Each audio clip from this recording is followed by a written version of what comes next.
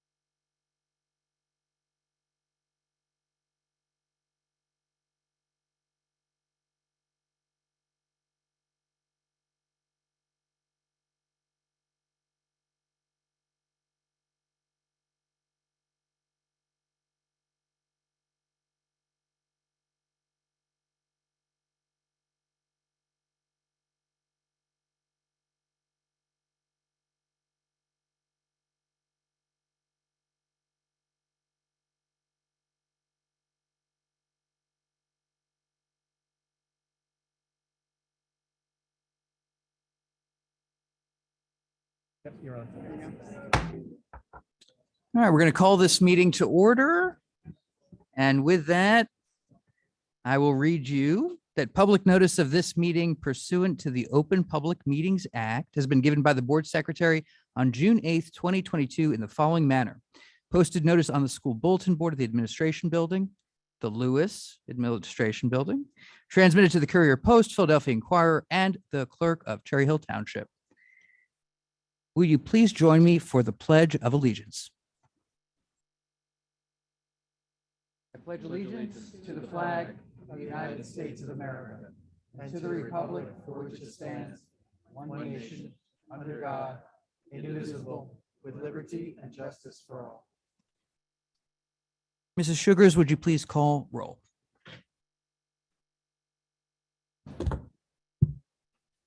Mrs. Arroyo, Here.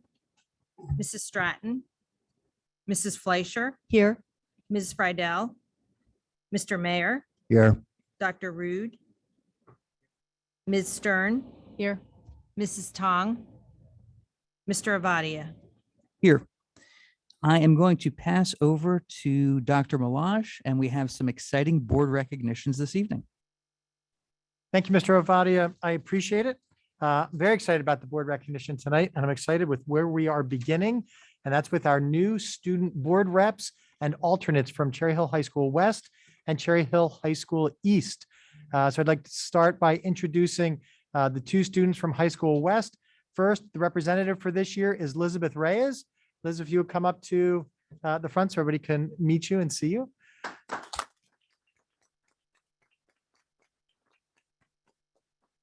And the student and the alternate from Cherry Hill High School West is Emily Kratchman. Emily, if you would come up.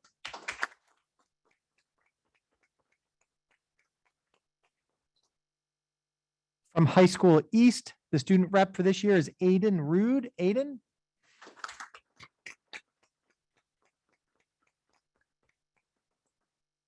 And the alternate is Vivian Wrong. Vivian.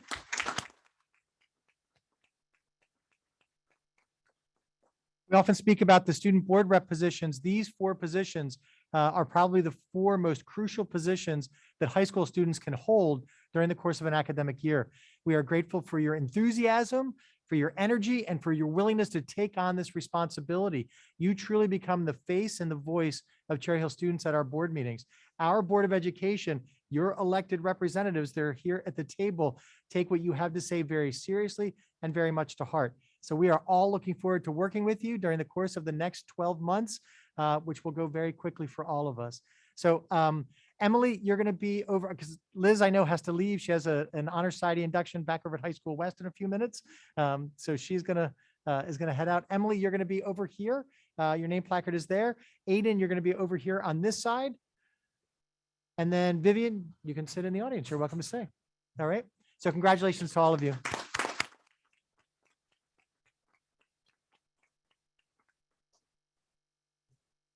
And now we have some additional student recognitions this evening. So first, we are going to recognize a group of students from East Side Online. Many of you are very familiar with East Side, which is the school newspaper at Cherry Hill High School East, the award-winning newspaper. East Side Online, I'm assuming that many of you have had the opportunity to look on the online pieces that are published. I'd like to introduce Mr. Greg Gagliardi, who is the advisor for East Side. What's that? He's on Zoom. Oh. How about that?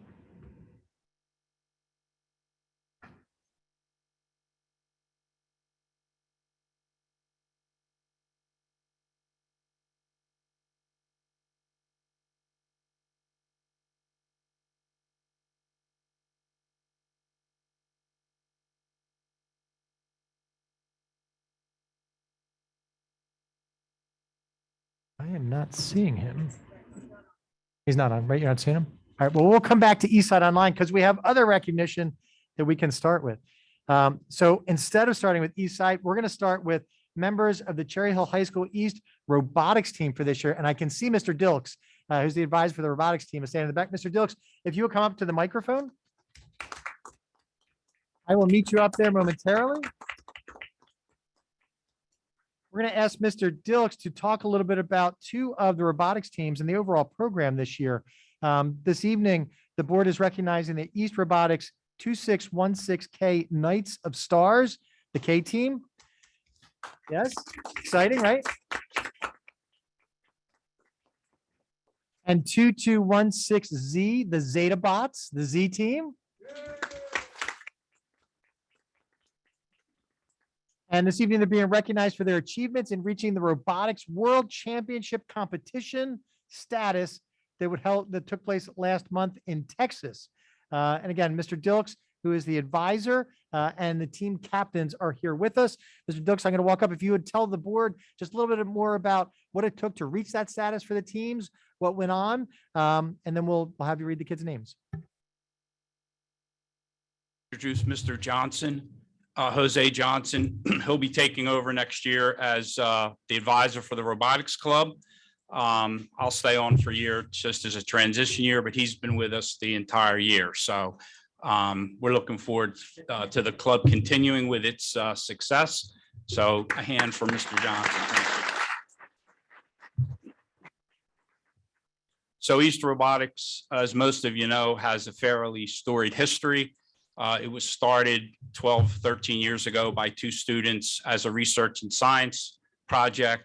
They went to the World Championship the first year, and there were only 100 teams there, but every year after that, we have gone to the World Championship. So we've been there every year, even during the pandemic years where the online tournaments occurred, we were there. So it's 12 or 13 years, and there's not many teams probably in the world that have been to the World Championship that many times. Joe Sasso is the reigning New Jersey state champion.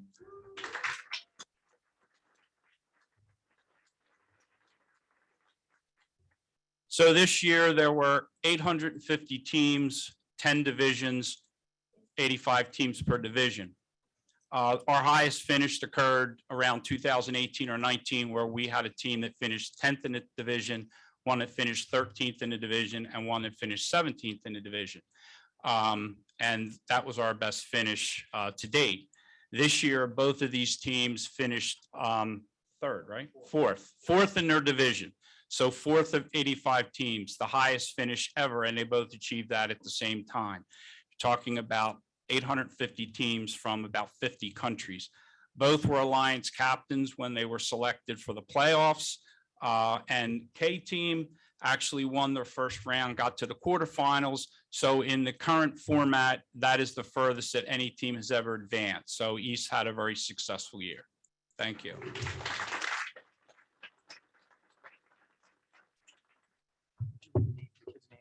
Sure.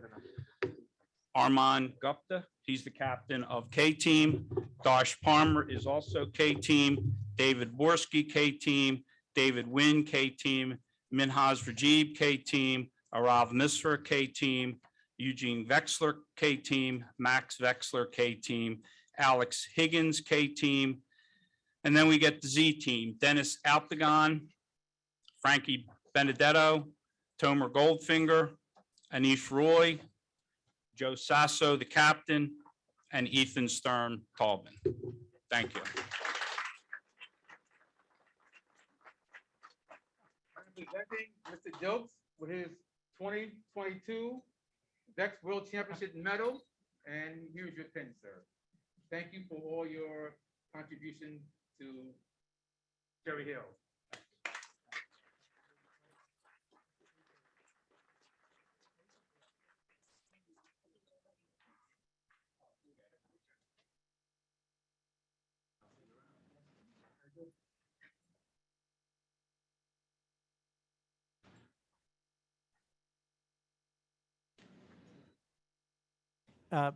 Mr. Dilks and the students, if you could join Mrs. Wilson out in the hallway too, to get a picture. We'd like to memorialize with some pictures.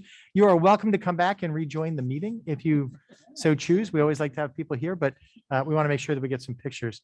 Let me see if I can find Mr. Gagliardi.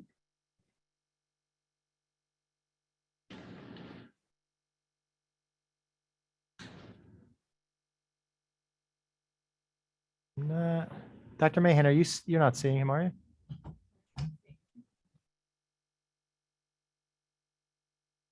All right. Let's do our retiree recognition. So Mr. Avadia and board, we're also recognizing 3 folks who are retiring, 2 who are district employees, and 1 who has been a longtime volunteer in the community and has contributed to the district. Some people were surprised that she doesn't actually work for us. So I'm going to go a little out of order. I'm going to start with Mrs. Eleanor Stoffman. So Eleanor, if you would come up to the microphone, and I will be up there with you in just a minute. So Mrs. Stoffman is retiring as the president of the Cherry Hill Education Foundation. And she'll be transitioning into a new role as the president emeritus of the organization. And for those of you that are involved in academia, and we hear the term president emeritus at colleges and universities, I don't think that there's a better term or a better person to embody that term, to carry that title than Eleanor as she moves forward. Eleanor has served Cherry Hill in a variety of roles over the course of the last nearly 40 years. While her children grew up here, while she raised her family, while her grandchildren have been in the district, as a member and an involved member in leadership in PTA, as a board member and Board of Education president, and most recently as the president of the Education Foundation. During her tenure, from 2007 through 2022, the Cherry Hill Education Foundation has raised and donated nearly $1.2 million to the Cherry Hill School District. So Eleanor.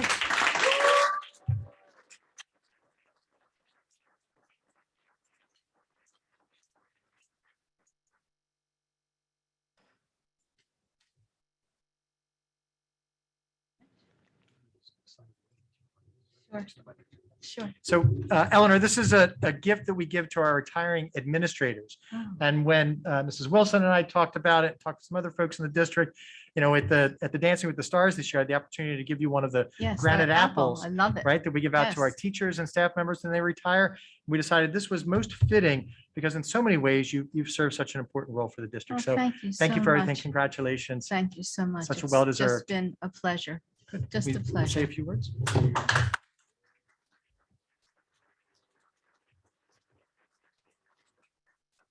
This is really very overwhelming. The great part is that I'm not going anywhere, and John Cohen is now the new president of the Cherry Hill Education Foundation. I've turned over the baton to him, and he has a wonderful future planned for the Cherry Hill Education Foundation. You always need, I always say we, in our schools. And John Cohen will be the leader, and his officers are with him, Sam Cates, and also Linda King. And I don't know who else is here from the board, but they surprised me again. And they will carry the baton forward. I'm looking forward to new and exciting programs that we could donate and help the school district, because you always need help somewhere. Thank you, Eleanor. You're welcome.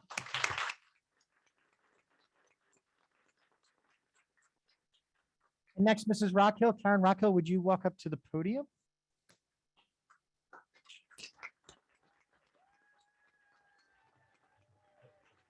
They embarrass me.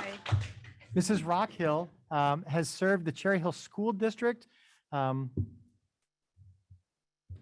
since 2007 is when she first came into Cherry Hill. And many people don't know that Mrs. Rockhill actually began in Cherry Hill at Rosa, right? Was your first position. Actually, morning sack at Johnson School. Morning sack at Johnson School. Way Thank you, back. Mrs. Rockhill. Way Even, back. even before then. Mhm. Mrs. Rockhill is retiring. She had been principal at Johnson Elementary School, and she is retiring as the first ever principal of the Estelle V. Malberg Early Childhood Center. So congratulations to Mrs. Rockhill.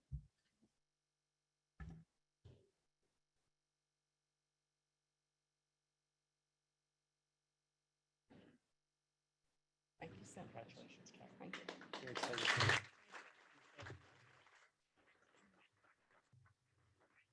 Well, first of all, I'm just touched that our staff members are here tonight. So many of them took time out of their evening to come and join me. So thank you, guys. Love you. I am going to miss them. They're incredible staff. Thank you, though, for giving me the opportunity to create and build at Barclays/Malberg. I am thankful to our central administrators for their attention and direction when new initiatives were implemented. For instance, Mrs. Wethington and now Mrs. Mallory were always very supportive when seeking some outside consultants or anything to do with our special education program. Mr. McCarty always listened to requests for our building needs. And you know, old buildings have a lot of needs, and our buildings and grounds department are spot on, right on it. They're always helpful. Also, Dr. Mahan being so supportive for anything to do with curriculum, and especially things that are unique to the preschool level. She really got us, and she supported us all along the way. Dr. Morton, through his inspiration all through this pandemic. I don't know how we would have made it without those meetings, thinking through everything. So helpful. So without the support of our central administrators, including our HR department and our business office, building principals have very little chance of being successful. And finally, I wish to thank Dr. Malash, our superintendent, for not only inspiring great practices, but also challenging each building principal to do what is best for the building and the staff. And finally, thank you, Board of Education, for your commitment to our community. I'm also a community member, and it's been an honor to serve in my community in this capacity. I wish Cherry Hill the best in the future. Thank you.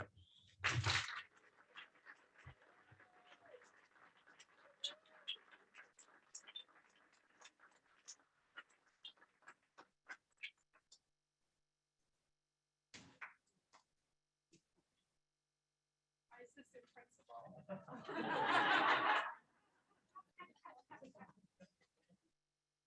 Thank you, Karen. And then our final retiree that we were recognizing this evening is our Director of Operations, Don Bart. Mr. Bart, would you walk up to the podium?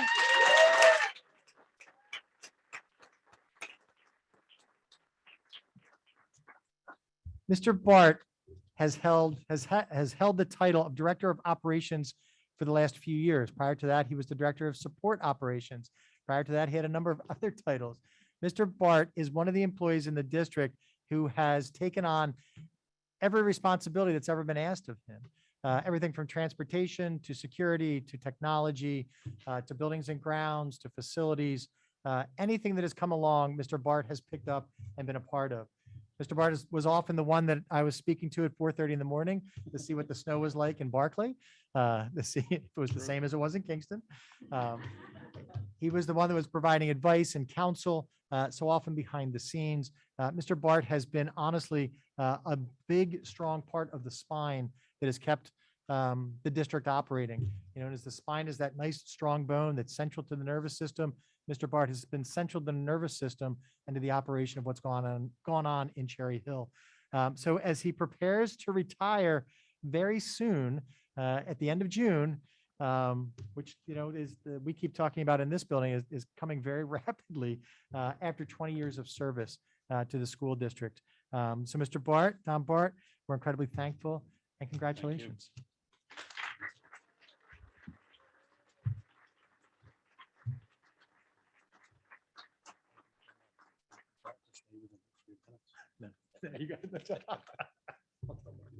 Okay, thank you. I do have just a couple of quick comments. I'd like to thank the Board of Ed for this and for having 20 wonderful years here. I'd like to thank Dr. Malash for his kind words this evening. It has been a wonderful journey. I do want to share a story. When I came out on the interview for this job, at the end of the interview, the superintendent says, you know, this works out and I'm interested, you're interested. There's one thing you need to remember. I said, yeah, he goes, this is really important. I'm like, what? He goes, it's about the kids. And I will tell you that I've always kept that as top of mind through the different responsibilities that Dr. Masha just mentioned. Through all those, it's about the kids. Is this, how important is this? How do we get this done? How do we make this happen? So I've always, like I said, I've always kept that top of mind. I want to thank my wife, Nina, who surprised me and came here.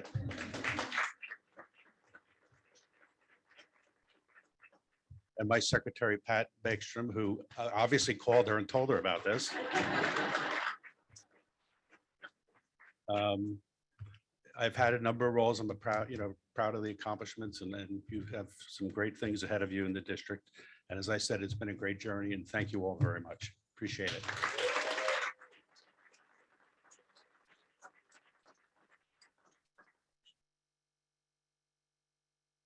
And then to our three retirees, if you would join Mrs. Wilson out in the hallway so that she can get a picture of you three together. Congratulations again to each one of you. Let me introduce, give a little background about Eastside Online. And then Aiden, I know it's your first evening sitting at the table as a board rep, but I also know that you are very much invested and involved in Eastside Online. So after I talk a little bit about it, would you mind saying a few words as well to kind of fill in the day-to-day and what actually goes on? So Oh, you do? Oh, good. Well, then I'll let you introduce them and have them come up to the microphone. Thanks, Hayden. I appreciate it. So Eastside, in fact, if the editors are here, if you all want to come up to the microphone, that would be fantastic.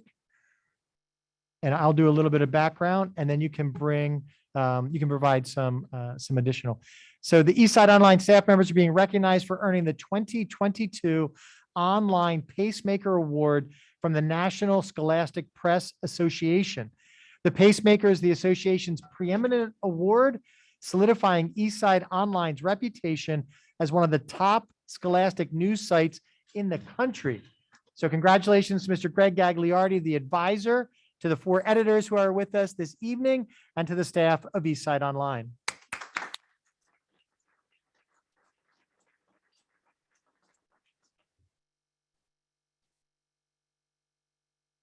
Yeah, I have something prepared now. And then I'll have you introduce, read the names. Okay. So as the editors-in-chief of Eastside Online, we would like to acknowledge the efforts by our entire editorial board this year. We are beyond grateful for being awarded the Pacemaker Award for the first time since 2016. For those who are unfamiliar with the award, it is equivalent to the Pulitzer Prize of online scholastic journalism. This year, we were one of 47 newspapers awarded with this honor. We are very thankful for Mr. Gagliardi's guidance, and this would have not been possible without him. The tireless work of our online editors and dedication from our staff helped us immensely. We are very thankful for this recognition and are looking forward to our coming year.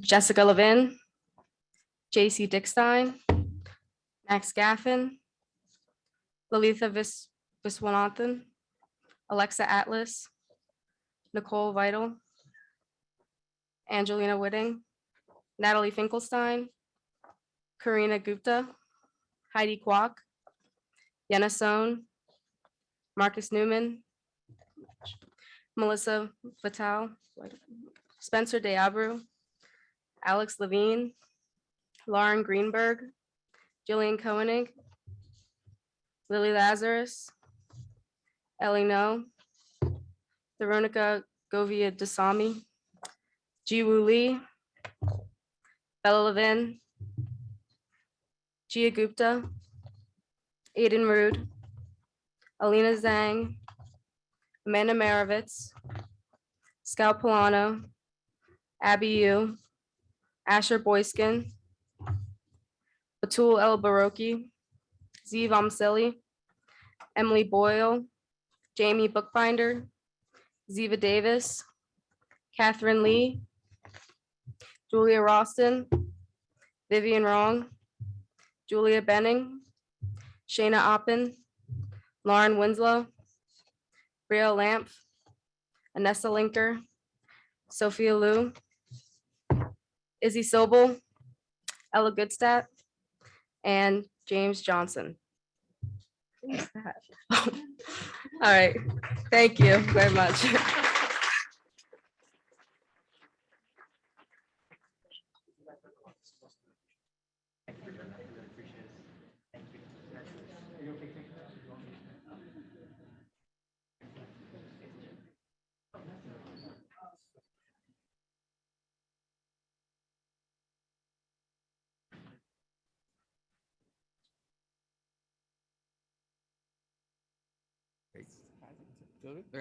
Thank you, Dr. Malash. I was just saying to Ms. Stern over here, this is one of the really nice things is all the people there are to recognize and for all the great things that they're doing.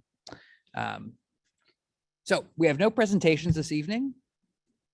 You're welcome. We have no admin reports this evening, which I'm sad about, but join us again on the 28th. And I will turn it over to correspondence. Fun fact, it's been a while since we met, and so I know people have correspondence. And I'm sure it'll be wonderful. Who would like to start?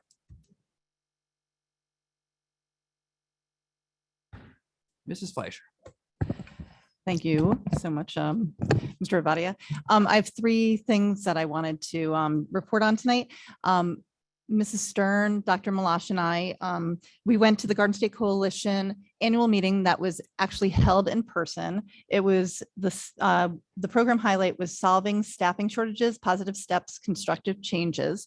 It was moderated by NJ Spotlight's John Mooney, and it had the vice chair of the Assembly Education Committee, the president of the New Jersey Association of Colleges of Teacher Education, and then we had somebody who was Stacy Lefwich. She's one of the Cherry Hill members of our community who was on the panel. And it was a really actually interesting panel. And it was wonderful to see so many people in person, and it's superintendents, administrators, and Board of Ed members that really meet monthly. And normally we've been doing it virtually. So it was a great discussion and a great panel. So that was one great thing that we did. The second thing is I attended virtually the New Jersey School Board Association Public Relations Forum, and that was great too.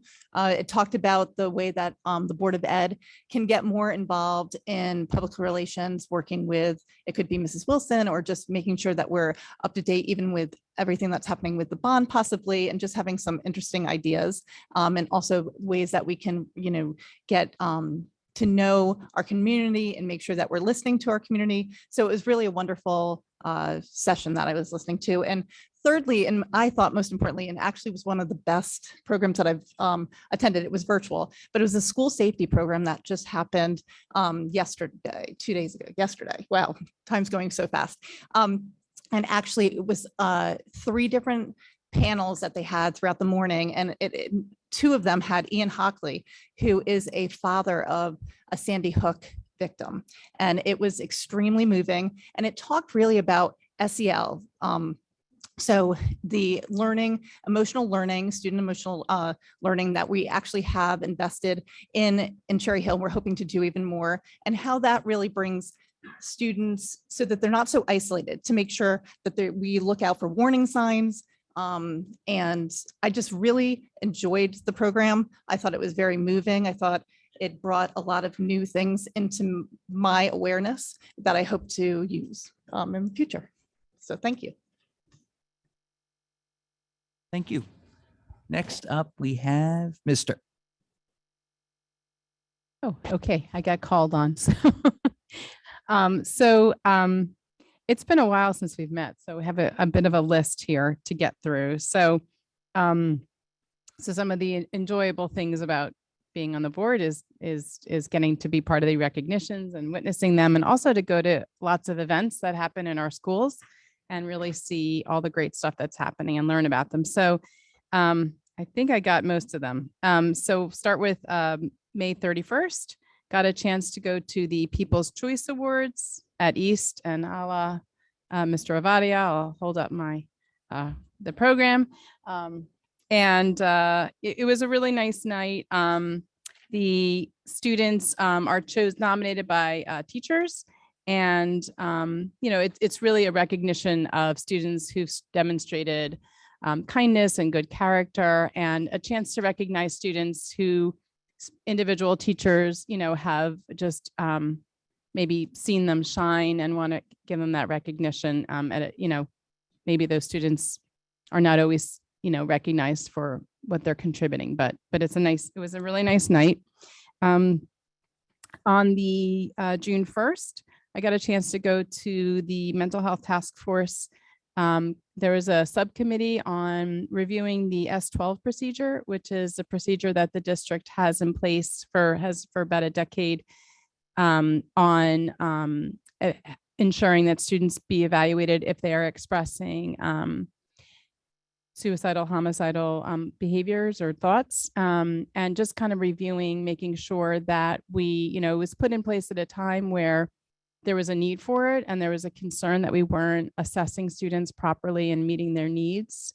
But there's also recognition that perhaps, times have changed. It's time to make sure that we're addressing it properly, especially with our younger students, and that we're doing the right things. So it was a really, really good conversation. It was a small group, a really knowledgeable, invested group of people. And so more to come from that. Unfortunately, I had to leave a couple minutes early, but I believe, and it was led by Bonnie Minjin. And I believe the next meeting is in July 1st, I think it might be. I'm not remembering off the top of my head, but looking at Mrs. Weddington, something like that. Anyway, so more to come on that. Then that evening, I was able to attend the Performing Visual Arts Society induction, along with a really neat art show at High School East. And really impressive art. A lot of people came, a lot of family members, there were faculty and staff, teachers. It was just a great night and really impressive. As a person who has really absolutely no artistic skill myself, it was very, very, I'm always blown away, but it was high level stuff, from all kinds of materials, photography, painting, really creative fabrics, really created stuff. So, and then it was really great to see the kids being recognized in the induction in the society. And then let's see, on June 3rd, well, I'll leave this one to you for the Malberg and Lewis. Also, so on June 3rd, got a chance to be at the renaming ceremony. So Estelle Malberg building, which was formerly the Barclay building. It was a great day. Quite a few of you were there. A lot of administrators, a lot of staff. It was really, really nice to see the honoring of Estelle Malberg's name continuing on a different building. And then also got a chance to be at the Lewis naming, but that was this building renaming, but just a great day. A lot, very meaningful. And maybe someone else will talk a little bit more about that. Ben Ovadia might talk more about that. So voluntold to talk more about it. So, and then I got a chance to go to a couple of concerts, the Beck Spring Concert. I think that was on June 1st. It was, again, just seeing the kids, seeing their enthusiasm, and the music program is, so phenomenal, so strong. They were so excited. It was, again, a packed house of just really happy kids being able to perform great music with great enthusiasm, led by a really enthusiastic teacher, Mr. Marr. another nice night. I thought my middle school concert days were over when my kids left middle school, but in fact, it's nice to still have an extra reason to go. And then I was able to attend the Zone PTA sponsored breakfast with the administrators, which was great. That was on the 8th. And then on the 9th, last but not least, I think that was the last thing I attended was or it's the same night as the senior solo night at East, which I got to attend as well, giving the kids their swan song to perform at anyone who wanted to singing, music, playing instruments, really, really talented kids who wrote their own pieces and performed them, even with multi-instruments. It was very impressive. That was a senior solo night on the 9th. And then the JROTC Awards at West on the same night. Just a really impressive, enthusiastic groups of kids. I don't come from a strong military background, so it was really educational for me, and it was great to see just the leadership and the recognition of our students who are, very impressive young men and women in JROTC. So I think that's everything. Thank you. Mr. Mayor? So you're keeping us on our toes. I'm not necessarily sure who's being called on, but and in that vein, I had an opportunity to attend on 2 separate days the national signing events at both Cherry Hill East and Cherry Hill West. And while many people see those as really just a photo opportunity for these students and athletes who are going to go on to continue to play sports in college, it really is so much more than that. And it was great to see not just that these are the men and women who are graduating and moving on to continue to play, but that these are student athletes that have not just excelled on the field or on the court, but they have also excelled in the classroom. So while their successes athletically are pretty easily understood and applauded, it's all of the work that these students, men and women, have done from day one to allow them to be successful, not just in sports, but also in the classroom, supported by their coaches, supported by their teachers, by their teammates, and by parents who have also made it sacrifices that only sports parents really understand, but that they've also made sure that that their children maintained the grades that they needed in order to continue to play both in high school, and that attracted, for all the right reasons, the college coaches.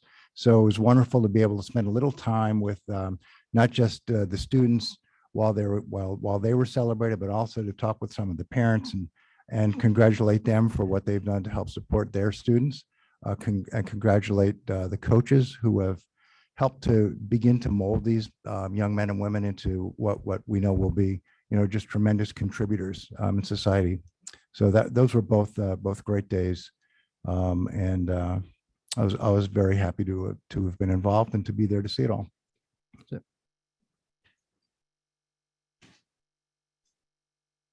Thank you. Dr. Rude? I'll just, one brief thing. I went to the Rosa Middle School Human Diorama the other day. This is kind of a culmination of the end of the year student project. We're talking in curriculum tonight. We're talking about some new stuff with the social studies program. It's really nice to see kind of what's going on now in the schools. I took a trip through history, saw the building of the Great Wall of China, was nearly murdered by some Roman centurions. I almost got the Black Plague. I saw the journey of Muhammad across the desert.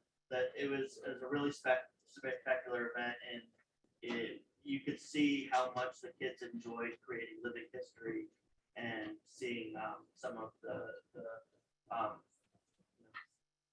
how things are brought to our students to really bring life to everything that they're learning. So shout out to Mr. Farkas, one of the social studies teachers who's involved in that. It was pretty amazing. I was really impressed with all the kids. They really did a stellar job. Great, thank you. Right. Buckle in, everyone. All right, so I went to a lot of things since last we met. I'm going to tell you about them briefly, and then, if there are questions, I go to enough of these things. I'm pretty approachable. I'm happy to tell you more. I went to the last Fair Funding meeting, and Fair Funding had asked for a board rep, so I wanted to make sure we had one. That was on the 26th of May. It was the last one of the year, and I think the two biggest things is there's a big recognition in Fair Funding that the bond referendum is a natural outgrowth of that work and essentially important. And I think, just the commitment and the interest, great group of people, totally on message. They've got great history. And, like all of us, I mean, they're hardworking volunteers. They're going to be instrumental. So I was happy to just be there, thank them primarily.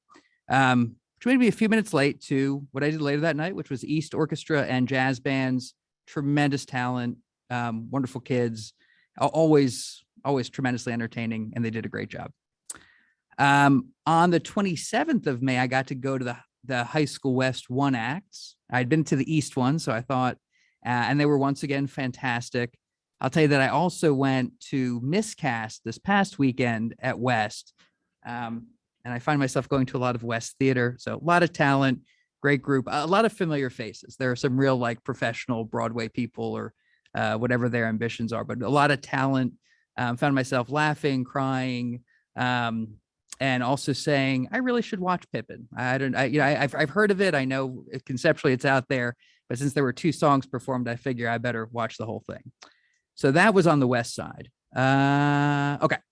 I could tell you that we did back to Fair Funding. We did have we were invited to join a meeting that they had with Senator Beach, Pam Lampett, assembly person. And then we got Lou Greenwald, who's an assembly person as well. All right. They're all politically elected, wonderful people. We talked to them at length about, I guess the unique challenges of Cherry Hill. And we found, that they really knew them, that they've been well educated to them, and that partnering us in some way is certainly ahead for us. So really a positive meeting. It was nice that they made the time. I think we had 4 board representatives. So legally, we were at our max. And it was nice, very good. I think there will be ensuing conversations, but essentially Fair Funding had curated that meeting, and it was nice to join forces with them for that.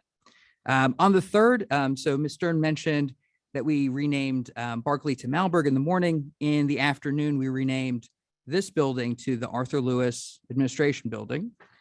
His daughter was there, as were many, many people, well-wishers, many of whom knew Mr. Lewis. Sadly, I did not know him, but I've studied Mr. Lewis at this point probably more than, I'm trying to think back to my K-12 days. I believe I've studied him the most of any figure ever. And I can tell you he's an exceptional man with an exceptional legacy. And I think we're blessed to have his name on this building as, as a beacon. I mean, this is someone who, Cherry Hill isn't really, I mean, it's a huge part of his story, but this is a great American. I mean, he's got a great, a great story. He was our first in town African-American Board of Ed member.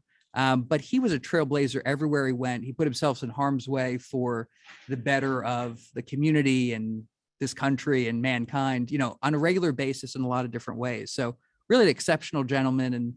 And I guess we had maybe 80 people celebrate with us. So really, really special event that many of us were able to make. And then in other news, I spent, actually I did 2 things. So I had a little time before committee meetings. So I went to Rosa, and NJEA, so the New Jersey Educational Association, was looking at Mrs. Morella. My kids have had her, so I'm sure she has a first name. But Mrs. Morella, so she runs the National History Day program. For 15 years in a row, they've gone to nationals. They're bringing this year 14 young historians. And so what NJEA was doing is making a mini documentary about her success and her students. And a lot of kids came from the high schools to as alum to really tell that story and be part of the festivities. I did know one of the students that's currently at Rosa. So embarrassingly, I kind of gave her a high five. But anyway, we weathered that storm. So, but they were doing a nice documentary. I was able to stay for about an hour. I think it went for about 2.5. So I skirted out a little bit early to come back to the Lewis building in order to recognize 800 years of, yes, that's right. It sounds wrong, but over 800 years of service from our retirees at a T. And there wasn't a T, but that was okay because everyone was so, so lovely, and they've given so much of themselves. And it was nice. I was able to give most of them water. And I thought that was a really good role for me. Mrs. Elmore Stratton, who's not here, but if she were here, she would be sitting there, gave some really lovely remarks, and really just a great day. So that's about as brief as I could be. Okay. Anybody else have any lagging correspondence? Okay. Thank you all for your indulgence. I did bring these, but I forgot to show them off on time. Anyway, collect the papers, be kind to the trees, and recycle. Okay, moving on. It takes us to our first public comment. And I read a little speech for public comment that goes like this. There will be 2 opportunities for public comment this evening. The first public comment session is for board action agenda items only, items 17 to 21. There will be another public comment section for any topic at the end of the meeting. If you are a student in the district, you may comment on any item during the first public comment period. Please identify yourself as a student. We've had mixed reviews on how to do this, but if you put an S somewhere online, it's doable. I think in the room, you've got to come up to the podium. If you'd like to speak now, please identify the agenda item and clearly state your name and municipality. Now, just as an educational piece, for the next couple of meetings, I'm going to tell you that if you're from Cherry Hill, your municipality is Cherry Hill. This came up as a suggestion that I mentioned it. So if you're a student of the district, you are from Cherry Hill. If you're not, that's okay. Just let us know where you're from. But when I say municipality, that's what I mean. We will alternate between speakers here in the room and those that are online. Each speaker will be given a maximum of 3 minutes to speak. The timer on the screen will indicate the amount of time you have remaining. Cherry Hill is a community that values education, and educational topics often bring out a passionate response. The Cherry Hill Board of Education supports a school climate in which our diversity is a source of strength and all are included. Respect is foundational in how we treat you, how we treat each other, and how we support our administration and staff in their essential work. Please join us in practicing the utmost respect for all. And by convention, we will start in the room, but with a student if there's one approaching. All right, and the floor is yours.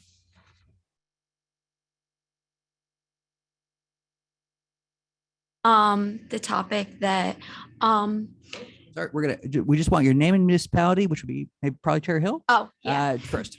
Cherry Hill West and Emily Locke. So I just wanted to discuss the fact that I understand that there is a rule that the placement of being a student advocate is only for 3 years because of financial, I think Title I funds. And so there's a student advocate at my school named Miss Arnao, and I wanted to speak on the behalf that she's done a lot for me just in the 3 years of my high school career, and I'm about to move on as a senior. And this got brought into my attention that I think that there should be some way where we are able to figure out something financially for 1 more year, just because a lot of students just like me struggled their freshman year going into high school.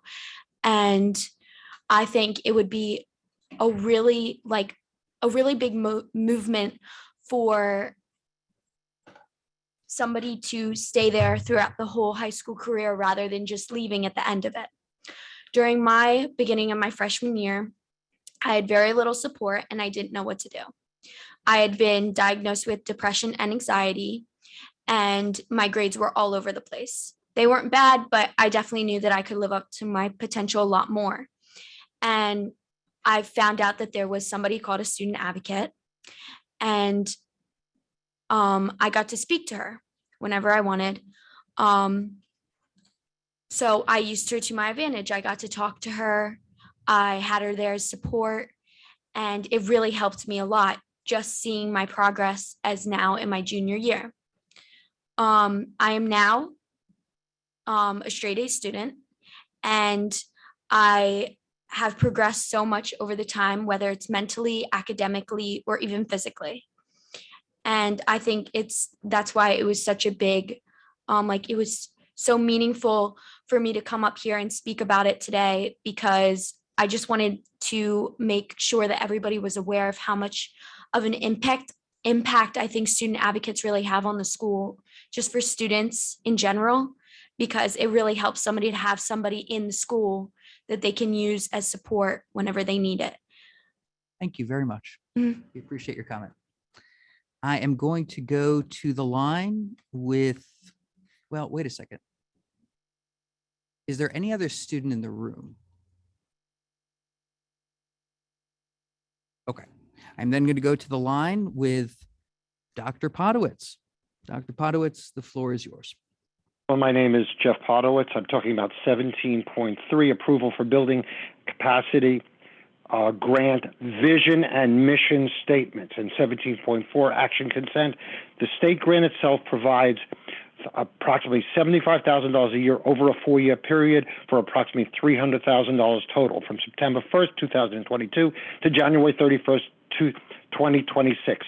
The grant demands one CTE program start in September 2022, and the second program must start by September 2025. However, it appears, according to the vision statement, we will be starting 2 programs in September 2022. The cost for 2 teachers alone would be a minimum of $150,000 for 1 year. That does not include cost of equipment and modification of spaces, total administrative costs, cost to send students out of our school district, etc. Because our vision statement, we could have 8+ programs in place by September 2025. We would be receiving approximately $300,000 total from the state, while putting tens of millions of dollars of our tax dollars towards these programs. The cost per pupil to the state in direct state aid to education for Camden County Vocational High School is significantly greater than what we receive in Cherry Hill. It's actually $9,000 more a student. Plus, a portion of our county taxes goes to fund Camden County Vocational School. Total they get from county taxes is $11 million for 1 year. With these additional costs and 8+ programs of CTE in the works, this vision statement 17.3 proposed by our administration will result in fundamental changes to our school districts. As written, please vote no for 17.3, as written. In addition, from the vision statement, establishment of new relationships with faith-based and cultural community organizations in the context of these CTE programs created under 17.3. Did the board solicitor approve adding this wording? What constitutes faith-based and community organizations are up for interpretation. All right, please first vote no on 17.4, action consent to allow individual school board members as individuals, and hopefully have an open discussion concerning the consequences of 17.3 as written. And as I discussed, totally, I mean, we're talking about large changes in Thank you, our Dr. school. Podowitz. We'll see you for, okay. Okay, so I'm sorry. So now, yes, now we're back in the room. A student still is welcome. However, it does not need to be a student. Okay. Floor is yours. Yoni Yaris, Cherry Hill. Was not planning on talking about this, but after the last comment, feels really important to mention that how proud I am of the district of 17.3. I think it was in February, Dr. Damon presented about the new plan for CT in Cherry Hill. This has been a long goal for many of us, that there are multiple pathways out of education. My dissertation covers a portion of this. It matters. Not every student is destined to go to a four-year college. Cherry Hill has spent a lot of time working towards that. This statement is one of the first ample steps towards that direction. I've never been more proud of the district to put this forward. In terms of partnerships, those of us who have been involved in various of this work, we work across the board. We're all stakeholders. Our cultural groups are very important to us to bring to the table. We've seen it with the impact of Chaka, the Hispanic Association. They're all part of members of the table. This further implements that these are valuable stakeholders at the table. And I encourage you to continue and keep pushing for us to be the future of education in Cherry Hill. I know Dr. Morton started at West. Dr. Damon has picked up on it. I think is one of the best champions. And we've really got someone who is just going to run with it. And I look forward to seeing the expansion across this, hopefully that my students, when they get to West in many, many, many years, will be able to enjoy it and see how much forward it's been able to start because of your work today. Thank you. Thank you. So I'm going to respect the rules, even though this is becoming a very common occurrence, but we are going to go to the other side of the Yaris household by moving online with Alana, unless it's a different Alana. But I don't know. I've been wrong before, but Alana, the floor is yours. Alana Yaris, possibly also Elkanon. We live in Cherry Hill. I am speaking to agenda item 18.2. I looked at the list of canceled checks that are being done, and I believe at a previous meeting, the board approved for TD Bank to be the bank of record for the district and how monies are paid. And I'm just concerned about some of the checks on the list. There's one for $6.36 and there's one for $5. And I know at my bank, I have to pay anywhere from $30 to $40 for a canceled check. And some of the checks are not even that amount and much less than that amount. And I understand for keeping the books balanced and everything, and it's been over 2 years for most of these checks. I'm concerned about wasted money on these canceled checks. That's all. Thank you. Thank you. We will return in the room and the floor is yours. Good evening, Superintendent Malash, ladies and gentlemen of the Cherry Hill Board of Education. I'm addressing you this evening after learning of Ms. Arneo's transfer to Beck Middle School. We just want to start with your name and municipality. I'm sorry, Laura That's Locke. Oh, okay. Oh, okay. All right. Sorry. So in the first agenda, unless you're a student, it has to directly relate to business that we're going to vote on tonight.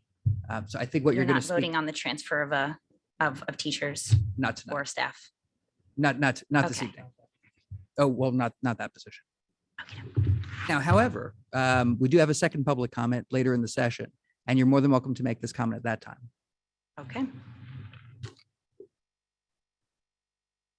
All right, we're going to see in the room. Is Einhorn? Are you okay? Well, then the floor is yours now.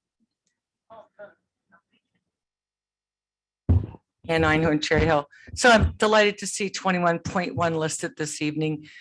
Sometimes I feel like a dinosaur in the room. 2008 seems many years ago. I am absolutely delighted that we have finally moved to this point on the agenda. I'm grateful to the Board of Education, particularly Mr. Ovadia, Mrs. Sugars, Mr. Garrison, and Bond Council to get us to this point so that we can get ready for a bond in October. So we're at a point where we're here. So I hope that the community doesn't put it in the back of their mind and it continues to remember that this is important. Thank you. Thank you. Seeing no one online, we will go with anyone who's coming up. No. Behind you, Mr. McIlvain. You coming up? No. Okay. All right. Then we will. Okay. Last call. We will close public comment number 1 then in that eventuality, which brings us to our board work session. And I will turn it over to Mrs. Arroyo for CNI. Thank you. So bear with me because I couldn't read my notes and I asked Ben to help me read them. Sorry. So I rewrote some of them. We had a great and exciting, I think exciting meeting last week. for CNI. We did have to table the East and West productions to the next meeting. But we did have a wonderful presentation, and I don't remember his name, I'm sorry, for esports, and updates on the activities. And I know Jen mentioned earlier about social emotional learning and how that creates, and how the connectedness with safety. And I go back to a comment that he said that esports provided an opportunity for young people that weren't previously involved in activities in school. And I think I'm a big believer in building social capital and developing relationships, positive relationships, which then includes and increases safety within the schools because you have people that you can go to and trust. So not only does esports really just enhance like a really cool opportunity to learn about this whole new area, not just be involved in the gaming aspect, but also potential career fields in the future. It allows them to develop relationships with other students that they may not have engaged before with in the past. So we have 3 middle schools and 2 high schools that are currently involved. I believe, and if I have the numbers correct, we have 65 youth from Rosa. We have like 48 from Beck, and Carusi, we have 35 in the fall, I believe. And then in East, we had 40, and West, we have 50. And I'm not sure, there's like all this lingo with like the, it's like the championship or the organization that we're involved with. I'm not even going to try to explain that, but it's really cool. And they did a really great job.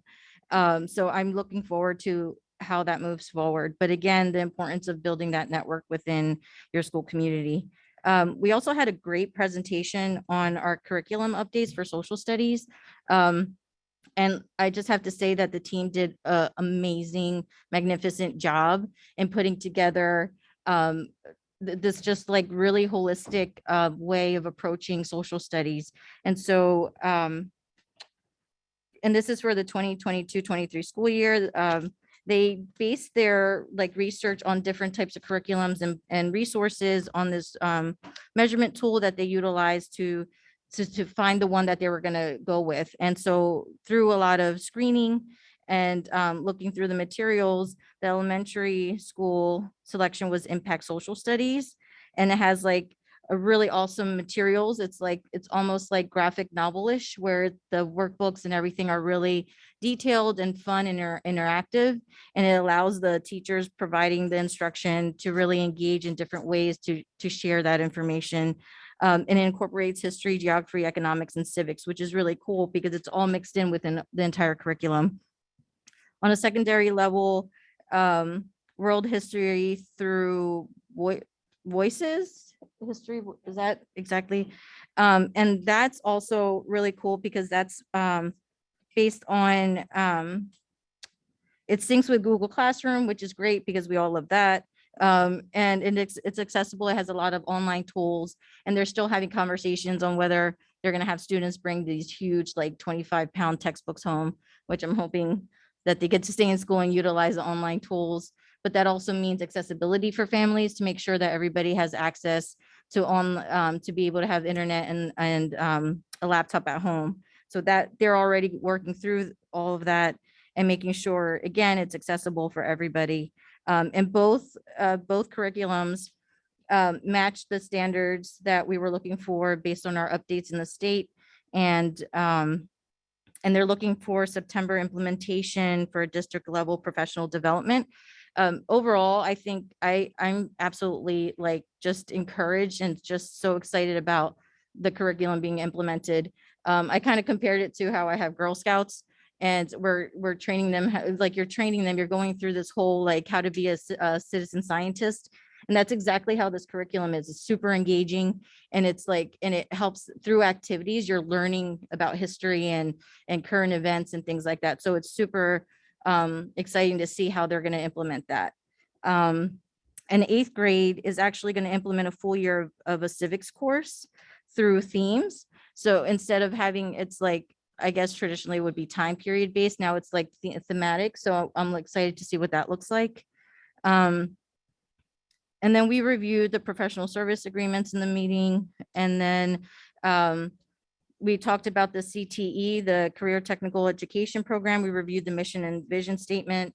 And I think most of us were, like all of us, I think, were really excited about the next steps with Cherry Hill West and how they're implementing these vocational style programs. And again, going back to social capital building, I think it's really important to help students develop networks in the community that they were otherwise not be connected to if they hadn't had those opportunities that are going to be available to them. So some of us may not know people. I actually got my first internship because my dad painted a judge's house.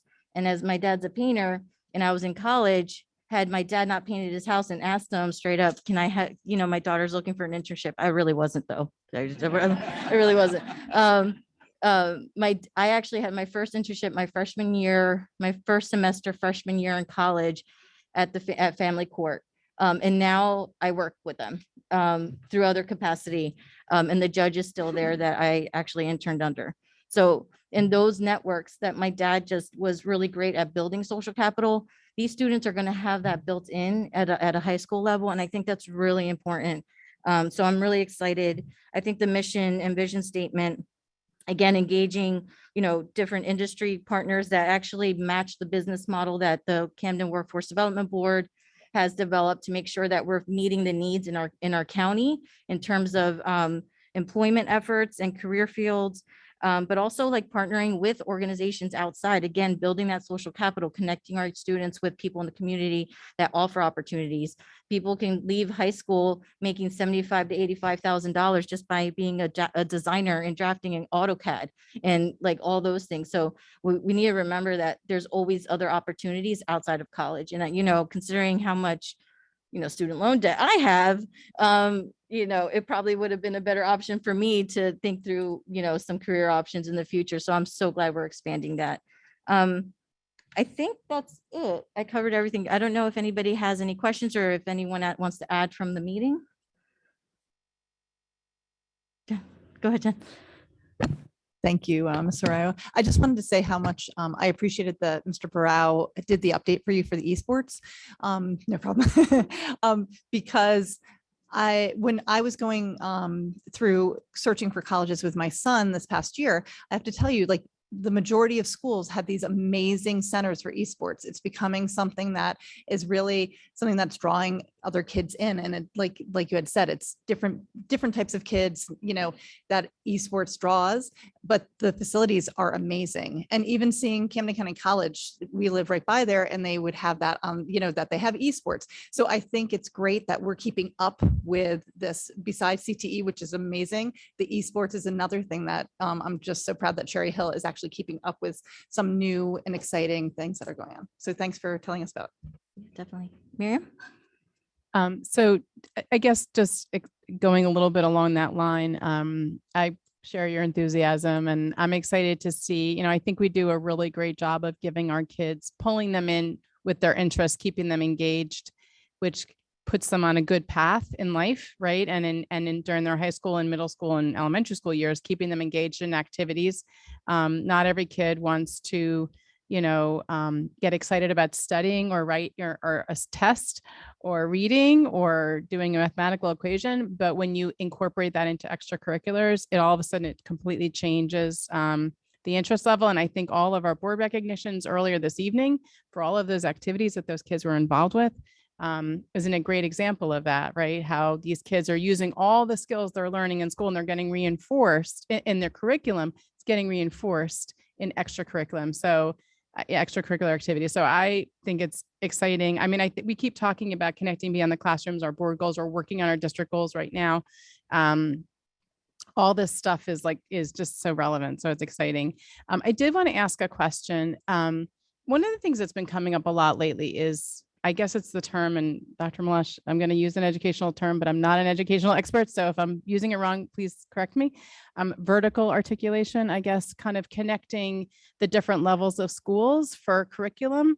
So just wanted to check in. I think we looked at this, but I think it's a couple of weeks ago, and my brain is retaining a lot of information right now. So Just in terms of the history curriculum, like the vertical articulation, like elementary connecting to the new middle school curriculum, and then the middle school curriculum connecting to the high school level, like, is that something that was part of the presentation and the work? And if it's, I think it was, but Dr. Mahan. Yes, vertical articulation is a term that we use in education, and it is extremely important and necessary in order to have curricular coherence across the district. So when we have the schools or the curriculum committees work together, there is a representative from the middle school on the elementary curriculum committee, and then again, continuation with a middle school representative on the high school committee. One of the things that we have to hone in on in terms of vertical articulation is that we do have to follow the New Jersey Student Learning Standards. And sometimes there are standards that are within one grade band or grade level that are not in the others. So there is articulation, but we follow the New Jersey Student Learning Standards. And a follow-up question to that is, how does that continue through the year? So it's on the initial curriculum development, but if you wouldn't mind just, and this might be more for our CNI retreat that happens on the 29th. So I apologize, and we can, kick it to then. That's okay. But I'll be very brief. it's just, we talk about it a lot, like wanting to make sure that's happening. And I know it's something that parents and students talk about. So one of the things that we do, and yes, it will be discussed at the June 29th board retreat, is the importance of providing personalized, intensive, and ongoing professional development. And part of that is making sure that during our in-service days, we provide vertical as well as horizontal articulation opportunities for teachers. And typically we cluster teachers together to have those opportunities so that, again, we can have curricular coherence. Thank you. Yeah, if maybe we'll include that, it'd be great to hear more specifics. Thank you. Any other questions? Oh, go ahead. I just wanted to add a student perspective to what the other board members were saying about the expanding curriculum opportunities and extracurricular opportunities. Just briefly, experience I've had is seeing students who might not be the most involved, as the board members were saying, really having their kind of excitement and spirit ignited by an opportunity to get involved in something that they might have no exposure to otherwise. Clubs that have been added at East this year, classes as well. East just added a marine biology elective this year. That's something that most kids at East would have absolutely no opportunity to get involved in. It's a very technical field and something that a lot of students may not be exposed to. And, I've seen kids just be lit up by this opportunity to get involved in something that they care about. So continuing to expand these opportunities, I see the students around me appreciating it, and it's important that we continue down that path. Thank you. Any other questions or comments? All good Mr. then. Royal, Hi. just one clarification. So the mission and vision statement that's on the agenda tonight, the CTE mission and vision statement is associated with the building capacity for career pathways grant that was awarded to High School West through the New Jersey Department of Education. So they applied for a grant. They were awarded, I believe, $168,000 for this grant. So this is not necessarily the district's vision statement for CTE, but High School West, in order to satisfy the conditions for the grant, they needed to have this board approved. So that's why it appears here this evening. Thank you. Okay, all set. Thank you. We're going to turn to Ms. Stern for business and facilities. So I didn't write the date. Thank you, Mrs. Sugar and Dr. Wash and Mrs. Fleischer. On June 7th, we met with the Buildings and Facilities Committee meeting met. We had our new board reps there. So Emily was there and Liz, and they were great additions to our meeting. And I'm just going to go through our agenda items. So kind of top on the agenda, which I think all the board members, know about and have had gotten a chance to view, is we had a really important discussion on the bond proposal. We had made some, we were making sure that our bond that we're putting up for vote in October is going to be within our debt capacity of a large number, 363 million plus a few dollars. So we had discussed ways to revise the project to ensure that we stayed within our capacity. And the kind of easiest way to cut it was initially proposed to take out the all-purpose room additions that were in the proposal, the original bond proposal. And, that was not really favorable to a number of board members. So we asked that the administration to go back and relook at that, specifically Mrs. Sugars and her team. And they did. And they came back with a new and improved version of how to ensure that we stay in our debt capacity limit by looking at other items to make revisions to. So some of the things that were revised are the same as the original proposal list. So there's some items that are in the original list that from the original date of the bond formation to now, we've actually been able to accomplish through good fiscal management of our budgets and our capital reserves and get some projects done. So they're already on their way to be completed, which we've talked about before. The playground at the Estelle Malberg building and the paving at Stockton and also Lewis building. So those, those are some of the items that we were able to be removed. The media centers which are, again, these items are going to be able to either be accomplished through our operating budget or, funds we've already put aside or through our capital reserves. We were able to cut a little bit down on the HVAC budget. We still have over $9 million on our HVAC budget. I'm sorry, $88 million in our HVAC budget, which is not really exciting, but very important. But we were able to cut a little more out of there, $9 million, so that we could, which we have other funding to accomplish, and we've been able to accomplish a bunch. We have federal funds that we'd be able to work on our HVAC. So still keeping out a little bit of the budget for telecommunications, still keeping out some of the security budget because a lot of the security items have already actually, through, again, operations, been able to be accomplished. Still have over 3.7 million in for security. So that's good. We still have that in there. And then again, the alarm system was completed and that was able to be removed. With that, there's a few changes. So we originally had a storage building that was going to be added to East. And that's still going to be added, but we were able to reduce the size of the building. So that saved us $625,000. There's a closed auxiliary gym at East that needs to be obviously renovated and so it can be opened and used again. Originally in the bond proposal, it was going to be, the size was going to be almost, I think, doubled. I got that right, Mrs. Sugars? Was going to be expanded so that we could have a basketball court. Have yet another facility gym with basketball court, but the wise decision was made that let's just renovate it and keep it to its current size so it could be used as it was before, and get some savings there, because new construction, so adding on and the storage, those things are not reimbursed at the 40% level that the renovations are. So there is savings there. And a few other items that the East Auditorium, there was a minor, in the scope of everything, a minor change to the budget.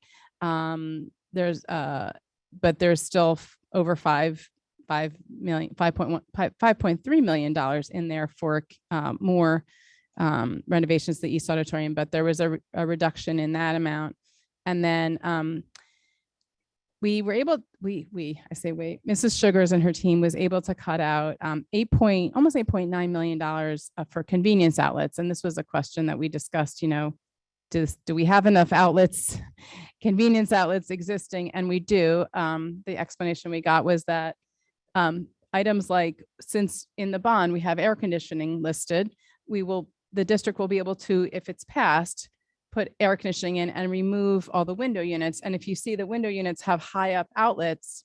So there was the convenience outlets were going to be additional outlets that would be a little bit lower down, more accessible. But taking those out, we still have more than enough power in all of our rooms.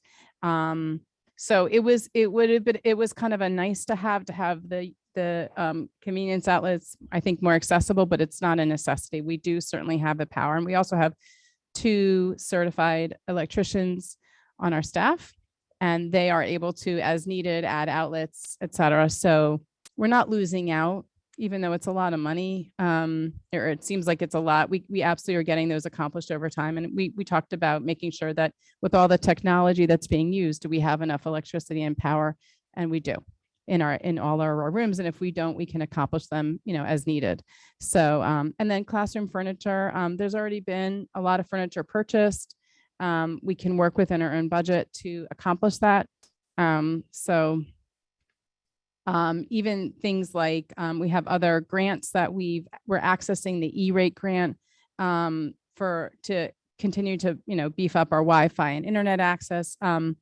Using the ESSER funds. These are just all ways in which we've been able to accomplish and continue to accomplish some of these things without having to impact our the bond. So all in all, we are back down to 363 million and change in the bond. And the really exciting news, which was, I think, my greatest concern once we knew we got the APRs back in the plan, was what's this going to do to the tax impact that we originally, have talked about. And the tax impact was originally to an average assessed home in Cherry Hill of, I think, $250,000-ish. $225,000 of the average assessed home. The tax impact was 394 or something like 6 originally, and now it's 399. So it's about $4 or $5 more per year, which I was concerned about that because the APRs do not get the 40% debt servicing from the state. But it looks like because of the other changes we made with the new construction, we were able to still keep it really very within the original. So that was a lot of information. So questions for board members about these proposed changes to the bond?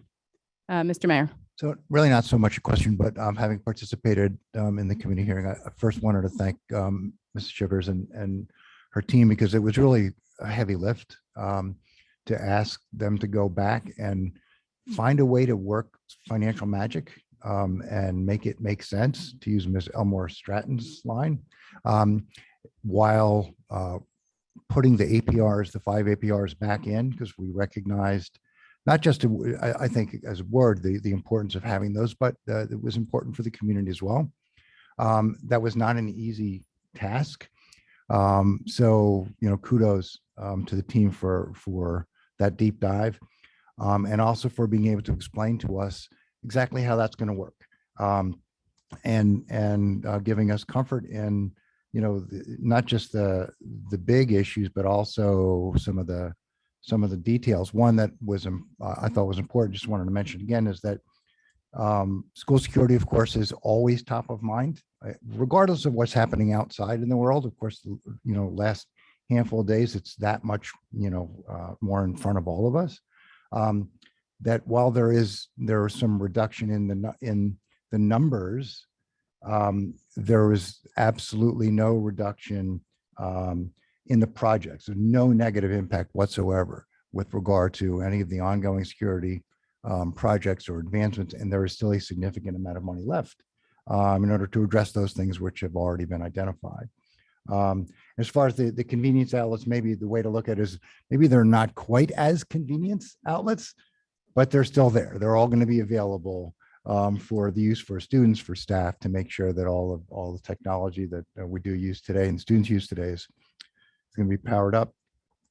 so that students can reach out to their parents when need be and try and arrange an early pickup, which we get too many of those calls, I think. But again, really just wonderful work by Ms. Sugar's team, by the Garrison team in helping to identify areas where we could make the right kinds of changes and shifts in where the money is going to go and how the money is, how we can work this down to stay within our debt capacity. So it was a good job. It was a great meeting, and I was real happy with the results. Thank you. Other questions, comments, Dr. Rude? I just feel like I don't know if this thing's working tonight. The lights. It doesn't sound like it. Yeah, no. Yeah, I don't know. I did the lights like on all the time, so I don't know if it's off or on. Yeah. Anyway, I wasn't at the committee meeting, and at the last board meeting, I think I was pretty clear where I stand. I want to say that I greatly appreciate my colleagues on the board really looking into the projects and the numbers and making sure that the right things are being done for the community. That's awesome. I want to thank the business department for working those numbers out.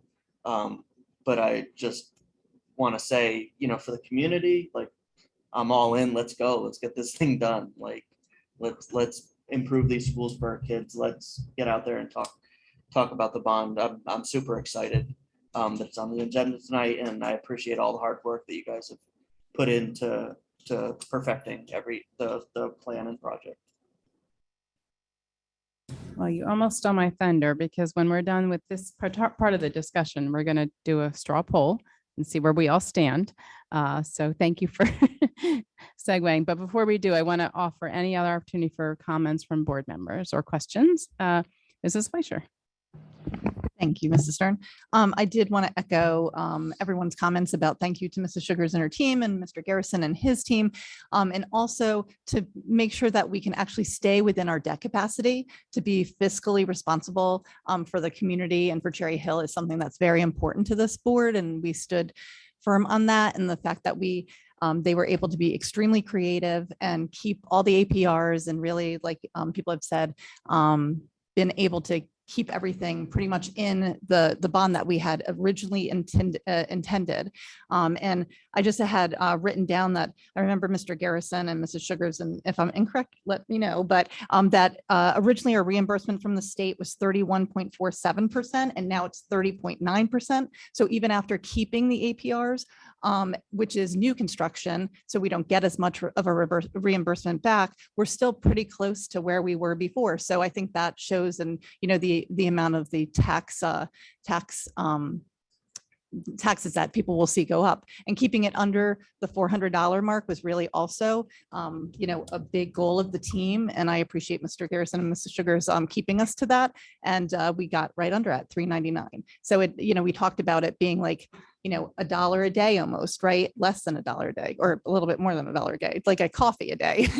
And we have, when we start bringing that in, and I echo Dr. Rude and saying, I'm very excited to move forward with all of these projects. Thank you. Okay, any other questions or comments? Okay, if not, we're just going to do a quick straw poll to see if board members are in favor of the new revised list of reductions. And we'll officially vote on it the Wait, following Miriam, I do meeting. have a question. Sure, Sorry. sure. And you mentioned part of, the paving and things at the two schools. So I see that we took out some of that work and some of it's still in there, right? So can you just kind of? Sure. So we are actually doing that work as we're starting this summer, actually. So we actually, using capital reserves, we are going to be doing some of those projects. But we still have other additional work that needs to be done. So we're going to keep some money in to finish the projects. Okay. And that's as much detail as I can offer you, but I can happy to turn it over to Mrs. Sugars. Just like that, we're like kind of hitting our priority that we talked about in terms of all the ADA updates. And I just want to make sure that like we're not missing anything. So you'll recall that when we put the 22-23 budget together, We've been doing 2 schools per year. We did Weston Woodcrest last year. We are doing Stockton and Payne this summer. I'm sorry, we're doing Beck and Payne this summer. And then Stockton and this building, Lewis, will be done next summer. So we didn't eliminate the projects. We're just funding it from a different source. Okay, and those go out, that work is like, do we already do like bidding for all that stuff or no? Not yet. So unfortunately, our budget process and our summer project timelines don't coincide very well. So typically what happens as we're doing this year, the projects that we will do at Beck and Payne this summer are actually budgeted in the 21-22 school year, right? Because we finalize the budget in April. There's not enough time to put together bid specs, put it out to bid, get contractors lined up for the summertime. So we will do the work at Stockton and this building here, Lewis. We'll do that work as soon as school gets out next year. So that'll give us the year to develop the specs, plan for it, put it out to bid and make sure we have everything lined up. So as long as the that we'll be funding ready is to like go. encumbered, we can still. It's, is yeah, that- it's coming out of the capital reserve account. Yeah. So funding is there to cover it. Okay. Okay, that was it. Thank you.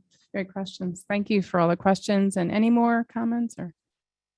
All right, we're going to do a straw poll. And we're going to have our official vote on the finalized Bondless projects. Mr. Garrison will be thrilled to see that finally happen. And after all the meetings he's had to attend. So we're going to be having that vote on the 28th, but we want to just make sure we're all kind of where we all stand in terms of, because we want to make sure we don't have to go back to make any more shifts before the final vote. So I'm going to go around, start with Dr. Rude. All right. Yeah, sorry. There you go. Woo, I know you said it earlier, but officially. Mrs. Arroyo. Yes, and thank you, Ms. Sugars, for all your hard work on this. Okay, great. Mr. Avadia. Yes. Yes. I'm a yes as well. Mrs. Fleischer. Yes. Great. And Mr. Mayor. Absolute yes. Okay, great. So that's exciting. Thank you. I have a few more updates for BNF and then we can move on. So the other topic that was discussed was we've had a really wonderful program that's happened for the past 2 years, which is that the federal government has been funding free meals for all. And I, for one, have found that all of a sudden my kids are taking advantage of that at the end of the year after packing a lot of lunches. All of a sudden they're eating them, which is nice. Little break from home for extra making home lunches. But unfortunately, that is going to be coming to an end, I guess, as everything kind of returns to the way things used to be. That will no longer be the case. So we are going to have a big transition in the fall with, and actually, I guess July 1 it starts with that needing to be something that families will either cover on their own, or if they're eligible for free or reduced lunch, then that will be covered through that program. And yet we should probably do this at every single meeting, just reminding the community and families, just please fill out the application for free and reduced lunch, even if you don't think that you qualify. It's just really important that we be able to provide those meals to all the families that qualify. And if people don't fill out the application, we'll never know if they qualify, and same for them. So just encouraging people to apply for them. So with that, we are, at the same time this is happening, the state has implemented a styrofoam and plastics ban, a plastic bag ban, or single-use ban, I guess is what it is. So we need to transition to using different kind of food service containers, plates, etc. And because of that, that is going to increase our cost. I think it's 5 or 6 times as much as we were spending on those essentially paper goods type things. So, that's something we have to absorb. We discussed the possibility, was it time to look at increasing the price of a meal, which is currently $3.10. I think is that the high school level, or is it at the high school level as an example?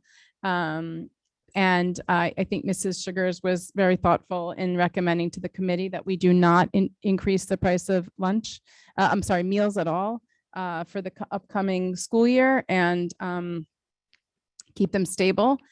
We were able to, we do have some funds from this year's funding that we had for meals to help offset that. And we'll be able to do that comfortably, although maybe a little bit of a deficit, but we can do it comfortably with the funds for the next year. But we are going to really need to look at that the following year. And we had a few meetings ago, had a presentation about the increases. They've always been very, as modest as they could possibly be, keeping in mind that that's an impact for families. So that said, we did have the discussion about the fact that Aramark is very enthusiastic about providing more meals, and they want to be more creative with their meals if they can be for our students. They have a director level person who's came from Panera. So really trying to make the meals as creative as possible. And we had some input from the students who were at the meeting about how they would really support that idea. But in order to do that, that would be like a premium option, which would have a higher, probably $1 more per meal cost. And at this point, we felt in talking about it that until we really have a way to address that differential for all of our students, including our students who might be on free and reduced lunch, we wouldn't want to put that in place at this time until we can kind of figure out how do we all those moving parts with that. So at this moment in time, we're moving forward with our usual contract with Aramark, and we will continue to discuss the options of possibly offering more exciting and interesting individualized premium meal options, but to do it in a way that's accessible for all of our students. So that's that was part of our discussion. And then we had a few just policy updates, and they were for 7410 maintenance and repair, 8420 emergency and crisis situations, and 9320 cooperation with law enforcement agencies. They were minor changes. They were just due to administrative code revisions, language essentially. And then these policies will be listed for first reading, and then we're being listed in our meeting, and then now they're going to go to P&L. So we'll all see them in P&L for review.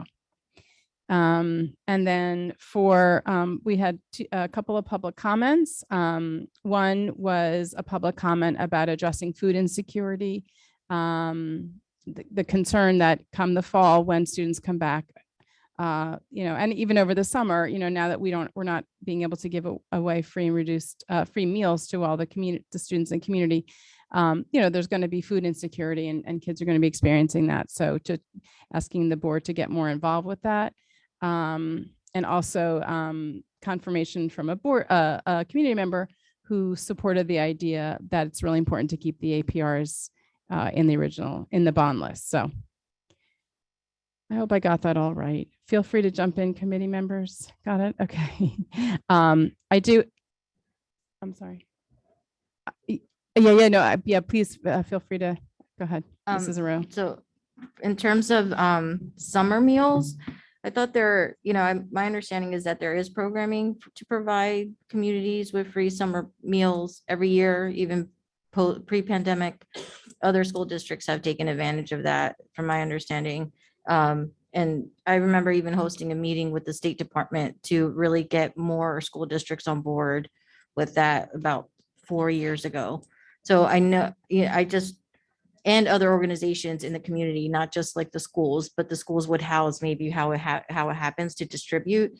But like, let's say there's a nonprofit in Cherry Hill that would want to be a site for families to pick up the meals during the summer. That's a thing. Like we do that in several other townships in the county.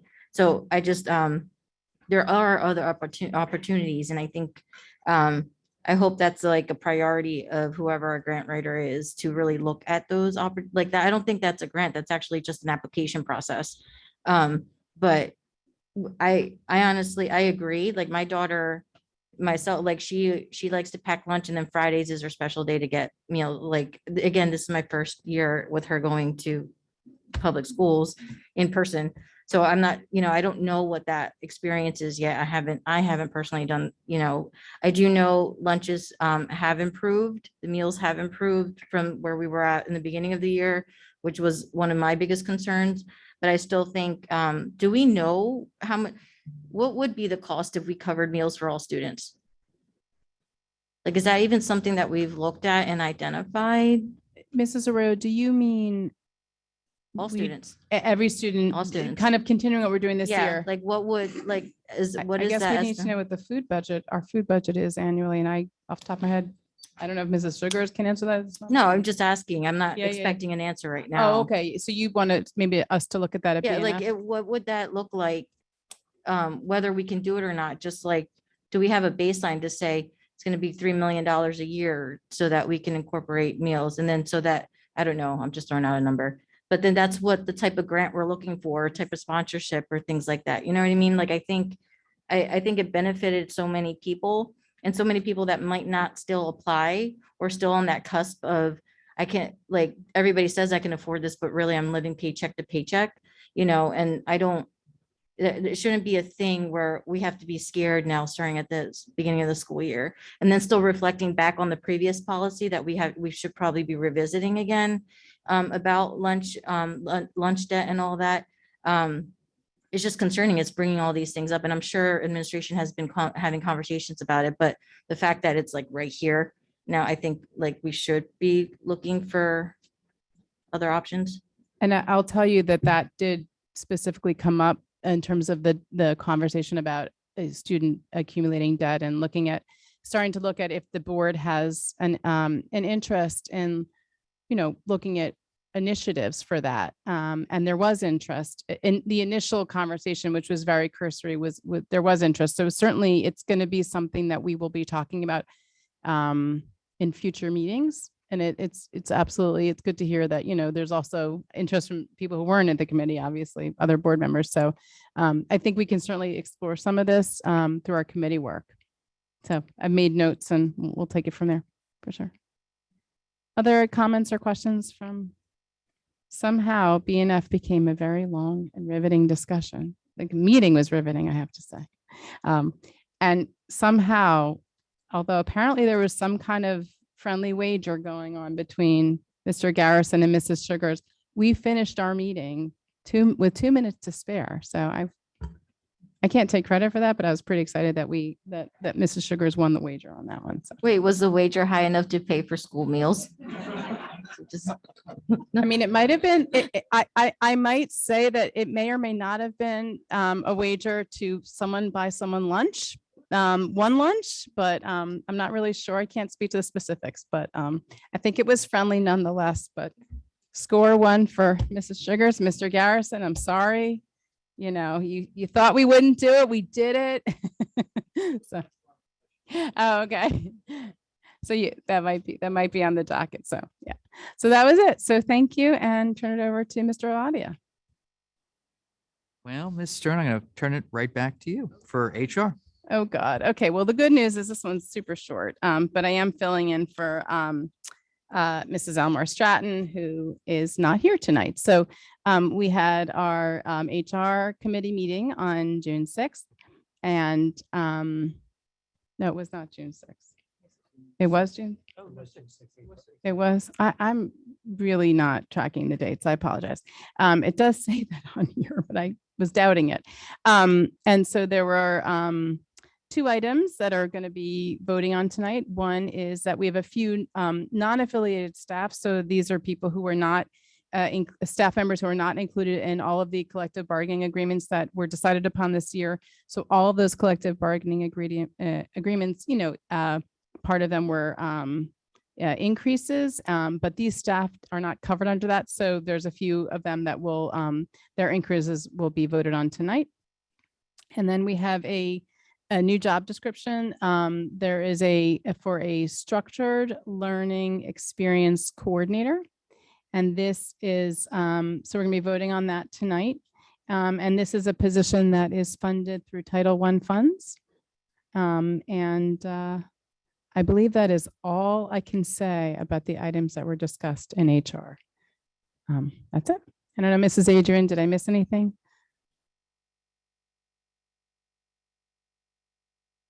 2025, the stipend, it's a stipend position.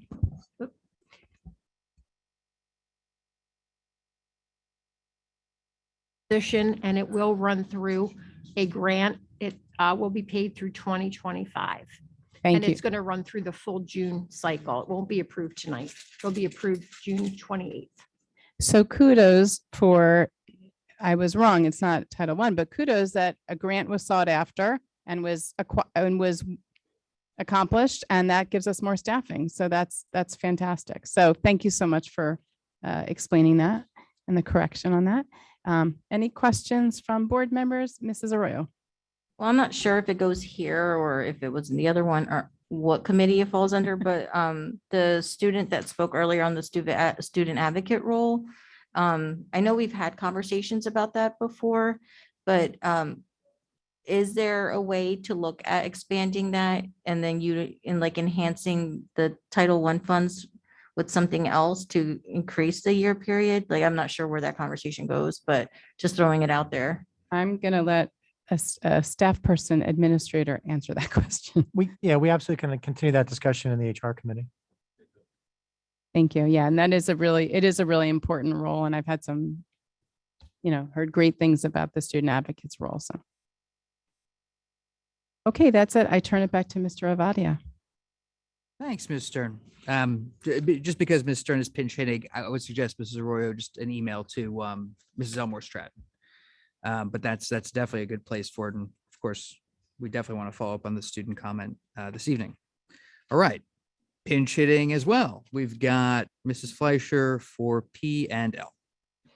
Thank you so much. Yep, I'm up. So the Policy and Legislation Committee also met on Tuesday, June 7th. And the first thing that we discussed was the school calendars going forward. And Dr. Malash and Mrs. Wethington met with the Salam Club at West and the Muslim Student Association at East, who asked the district to consider adding Eid to the school calendar. The committee discussed this request for the 22-23, 23-24, and 24-25 school calendars. Mrs. Wethington and Dr. Malash are going to discuss the proposed changes with the CHEA and update the committee. Tonight on our agenda, we are actually going to be voting on the calendar for next year, the 22-23, and that does include Eid. However, it's going to be an in-service day for teachers. And what we talked about is that many of these holidays, there's a type of rotation that will be happening, that some of them will be in service days and some of them will be days off, depending on the calendar and how it falls for the year. Any staff members that celebrate Eid or any of the holidays that there is an in service, they would have an excused absence from that, correct? And the kids don't go to school that day. So that was the one change. But this year, when we do vote later on, it's going to be in April, and that happens to be, in addition, that's going to be one of our in-service days for next year's calendar when we're talking about it. The next thing on the agenda was bylaw 0167. So this was brought up at our last meeting. There was a community member that asked in public comment about having a student-only public comment prior to any of the meetings starting. The committee discussed adding language that included public student-only comment at the beginning of the meeting.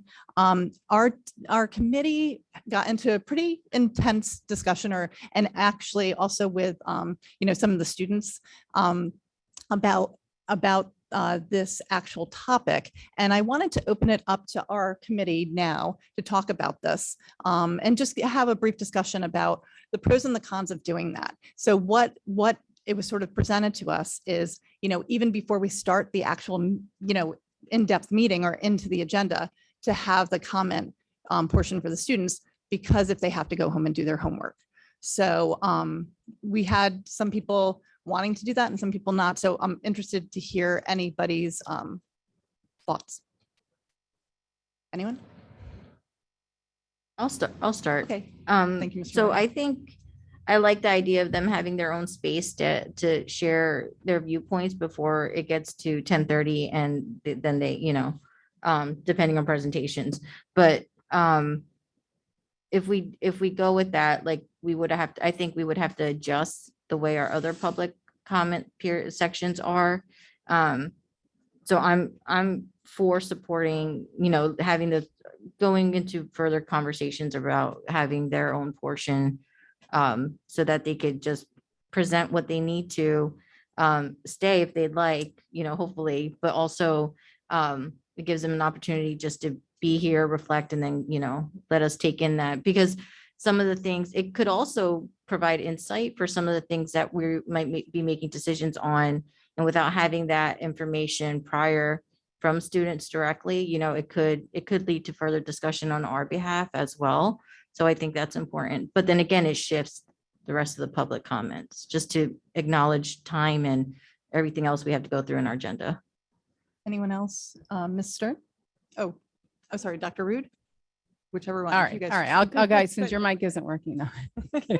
A couple of thoughts. I will tell you, as a community member for many years who sat in those chairs, I used to be very frustrated how long I had to wait to make a public comment. And I often did make a public comment. And so I probably shouldn't say that, because I don't want anyone to go back and see my public comments, but you're getting, no shame about them. But I will say it was always frustrating for me, and I never understood, why does the public have to wait so long to make just a general public comment? And what I've come to understand being here is that this is our work session. This is our time to do our work.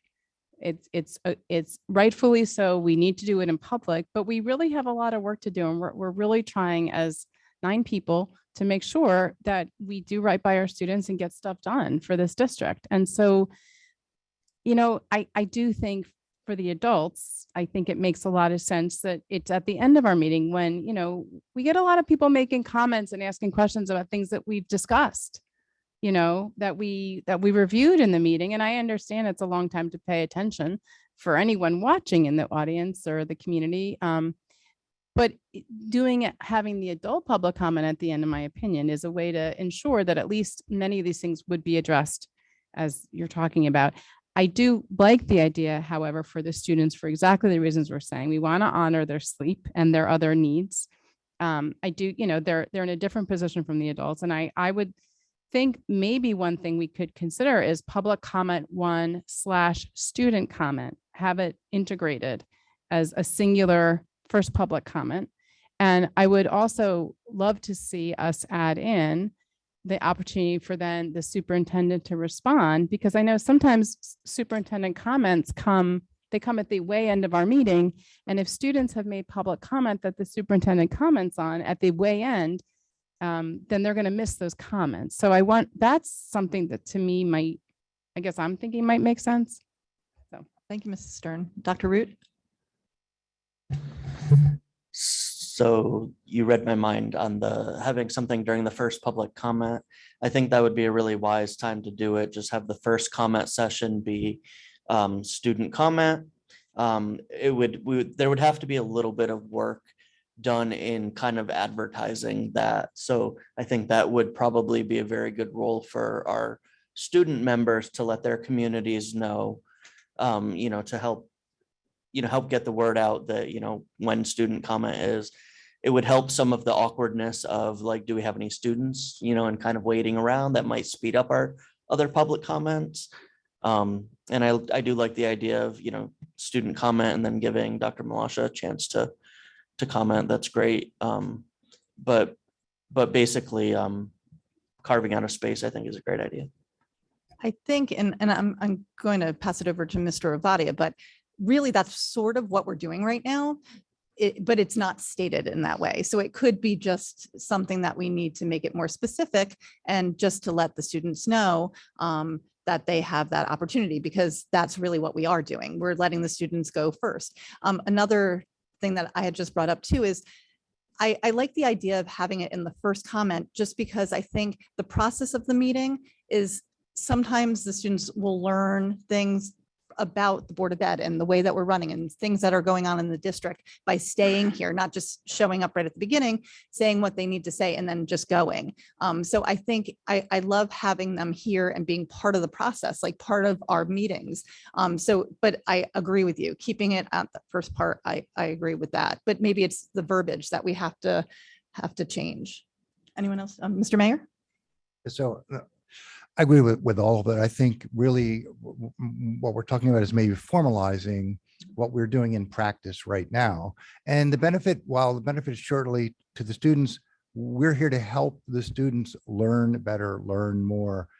Everything that we do with regards to even talking about potentially changing start times, right? That's to help make sure our students can concentrate on what's most important to them, which is the schoolwork. So sure, if it helps, get back to the books, that's great. But it also is a benefit to all of us in the community because it may incentivize more students to be willing to come out and speak about issues that are important to them. And that voice is critically important for all of us as we need to factor that in. And while we have the benefit of our student reps and we do pay a lot of attention to that, we would love to have the opportunity, I think, to hear from more students. And if this provides an opportunity to do that, then I'd be fully supportive of it. Any other comments? Yes, Aiden?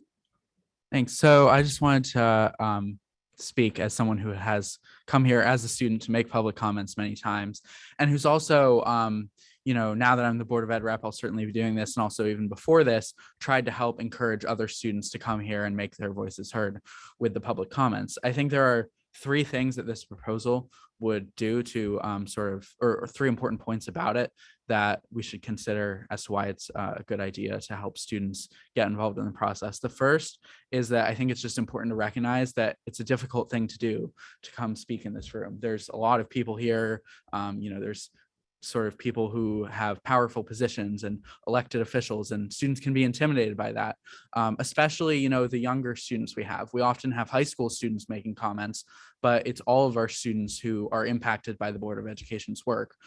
So we want to make it as comfortable of a process for students at all levels to participate. And so I think that that is why we should be considering something like this.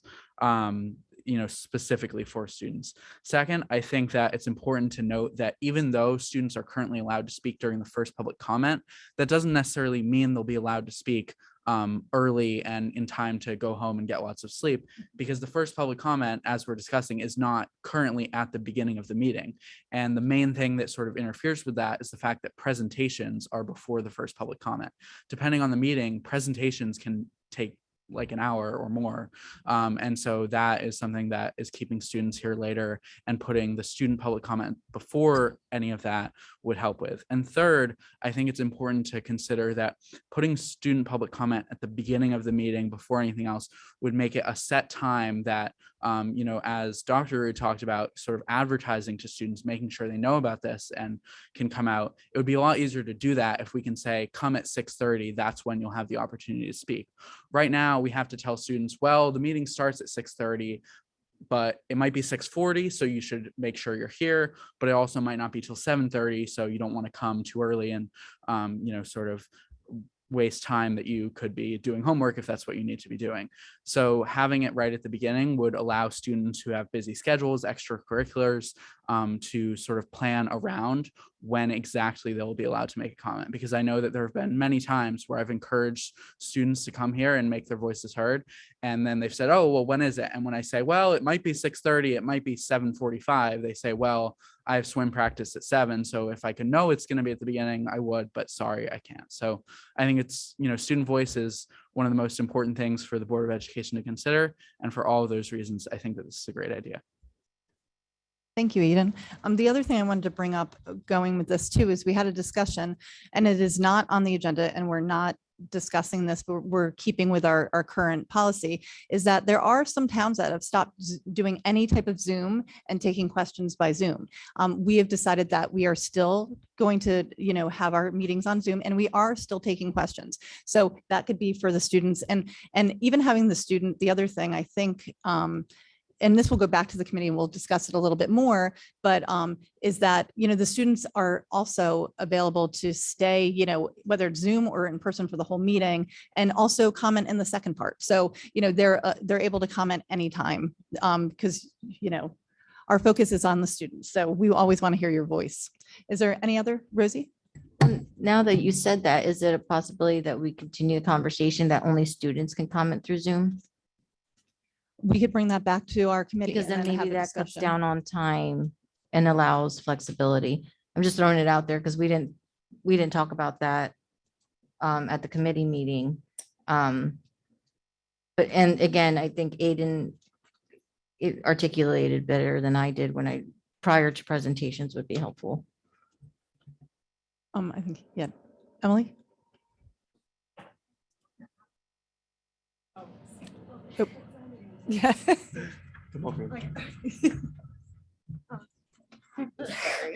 So what Aiden said perfectly described it. I agree completely with the idea with what everybody said, having it at an earlier time. But you definitely want to have it at a more definitive time because a lot of students have sports or different things going on after school. So it's a lot harder for them to make it. And also, like Mr. Mayor said, I know there's a lot going on with the school start times and trying to push that back. And especially if students have to stay later at the meetings to get their voices heard, it's going to be harder for them to regulate their sleep schedule and be able to function on time in the mornings and get their work done. Thank you, Emily. Any other comments or discussion? Mr. Avadia? Yeah, thank you. It's a good discussion. I mean, something that should go back to P&L, but I would say that I think predictability is kind of the theme. Versus what we do today, we could open and close a session just for students. But I would say we should probably, I don't know about going with like a third in time thing. So maybe what we do is open and close the session. Maybe we do it, for instance, tonight. If we do board recognitions, but it comes before presentations, administrative reports, and correspondence, we'll have a very accurate time period. Even today, which was heavy on recognitions for some wonderful people and things that are going on, I think it only took about 15 minutes. So now we know, all right, at 6:45. And then, so we open it, we close it. Does Dr. Malash address it? I don't know. I don't know, because there can be a back and forth, which is really not the aim of what we're doing. At the same time, I wondered about this in committee, and I don't know, but Dr. Malash does a lot of work with student town halls. I wonder if we could, be an observer or something like that. But at the same time, navigating some of this at the board table, like it takes some thinking about. So I would say do it after board recognitions, open, close it for students only. That eliminates them. So nobody puts their hands up, nobody comes to the mic. We know it and it's explicit. That ends. Now, I would say that the students could still participate in the immediate subsequent if they've missed it. They could come back to public comment too if they're really gluttons for punishment. But essentially, we've carved this out. It's very explicit. The time is known. And look, we are here. Our constituency as the students are very much in favor of hearing from students. It's always some of the most insightful stuff we hear. I think this would do it. And it has that explicitness that we don't have today, even though, and we would move perhaps the timing. I think it could do a lot with these couple moves. But, the other side of it is, I'll be here at Lewis for 6 hours tonight. So a totally new public comment, I don't know. I think there has to be a little give and take, but I think if we slot this right, it could work nicely. Thanks. Thank you, Mr. Avadia. So if there's sorry. more, Sorry. Rosie? I don't know if this is off topic, but it may be. Would it be helpful if student reports were at the beginning? And then that way that leads to open the student comment instead of at the end. That might be an option that could help support and kind of in timing wise, that might be helpful. I'm just remembering the meeting we had maybe 2 months ago where it was really, really late and I was falling asleep. I'm not even sure. I don't know how they stayed up sitting here waiting to do the report. So maybe adjusting that might help. I think that's a great idea. I think that all of these ideas we can bring back to P&L because I think it's sort of thinking umbrella wise, like a student focus, like let's look at our agenda and see what better things, best practices can we do that include the students possibly for our next P&L. So I appreciate that. Yes, Aiden? I just wanted to add one more brief comment about, I forgot to mention the sort of the discussion of whether there should be superintendent comment after this theoretical new public comment period for students.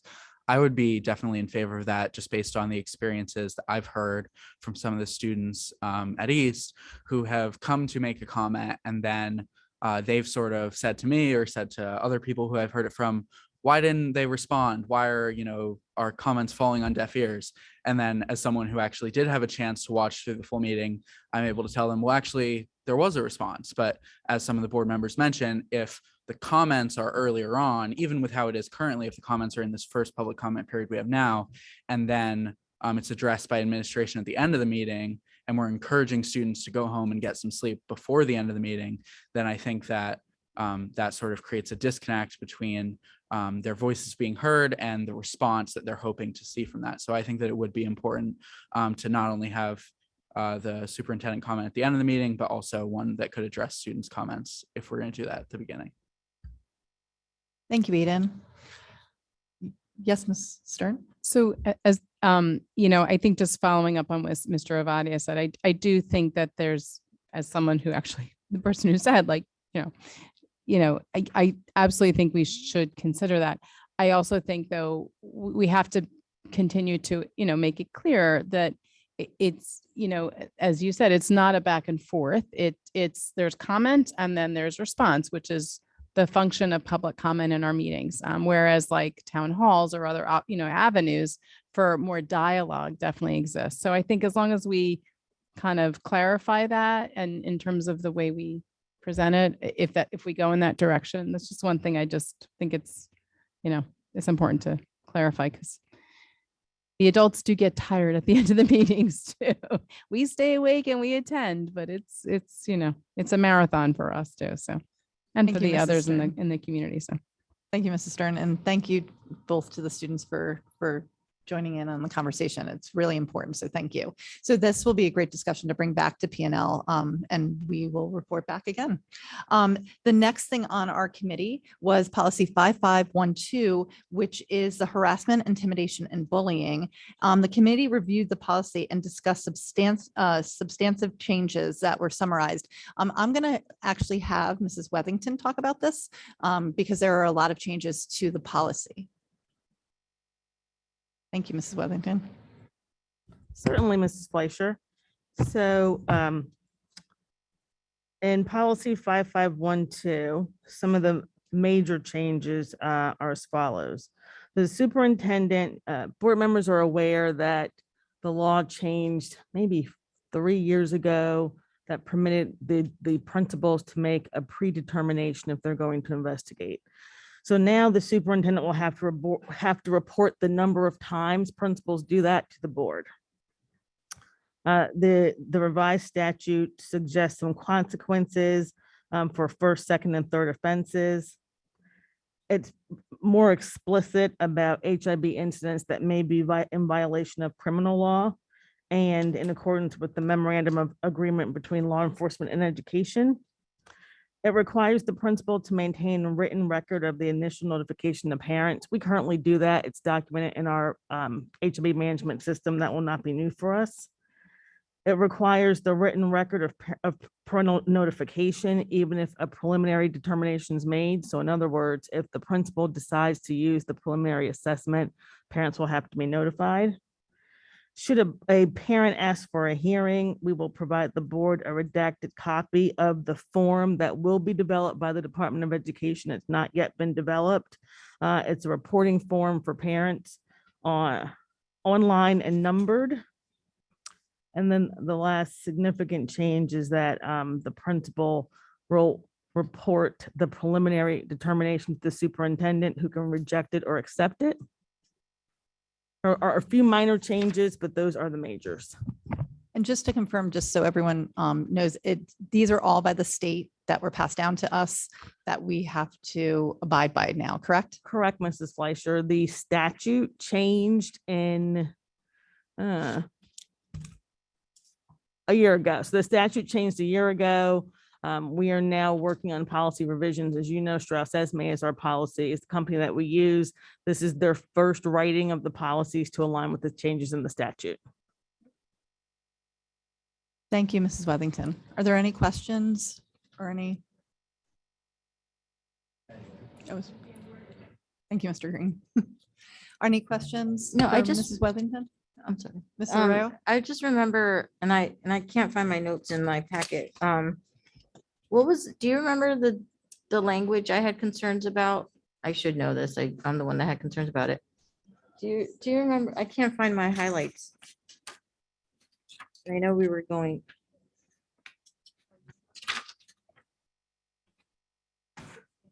Was it substantiated? Let me see. It was substantiated. That's a Paul question, right? And I don't even know what page it was on. I'm It sorry. was I just didn't want to on forget page talking about 7. it. Thank you. Page 7, I just wrote substantiated. I'm guessing that was your word. Thank you. Give me 1 second.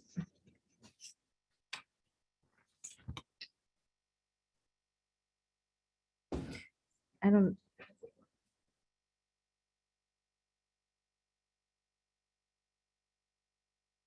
It was in the last paragraph that was bolded in accordance with NJSA, like right there. That's where you had a question about wording.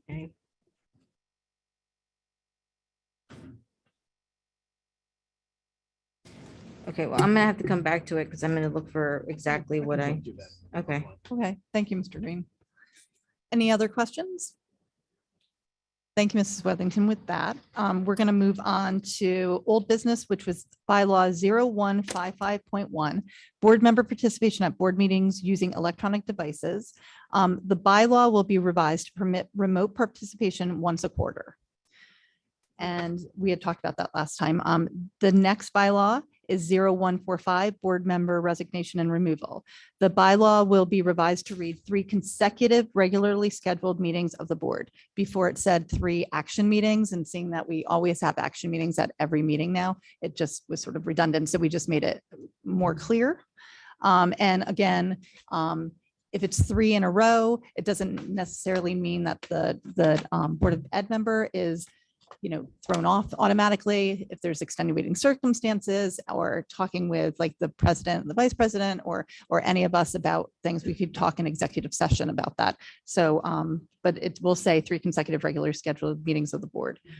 The next policy was 5511. And the district is soliciting feedback on the dress code right now. Dr. Malash and also Mrs. Wethington were talking with kids in town halls about the dress code, and they will continue the discussion going into the fall. Dr. Malash, do you have anything additional to add with that? Or Mrs. Wethington? Okay, thank you so much. And then the last one is policy 8210. That again was the committee to review the 24-25 calendar. So tonight we're going to be on our agenda is the 23-24 calendar, but we're reviewing the 24-25 because we do calendars a few years in a row, or a few years ahead, I should say. Any questions on any of the policies or anything that I had talked about? And there was only one public comment in which Mr. Avadi had prefaced before, saying when the students are asked what a municipality is, to know that it's Cherry Hill. A municipality is a town. And so we have a civic lesson going on, right? And that was the only thing. Thank you very much, Mr. Avadi. All right, well, there's pinch hitting and there's pinch hitting. And so we have a second Rude family first tonight, which is we're going to turn it to Dr. Rude to move or to lead the discussion, actually, because the committee meeting happens here for strategic planning. Right. So for those who don't remember or know, strategic planning is still done as a committee of the whole. So there is no committee meeting to report on. We'll do it here. The first topic is a town council bond presentation. I believe, Mr. Ovadia, that is being postponed. Yep. So we got word today through Ms. Stern that we're going to be presenting at town council on the 25th of July.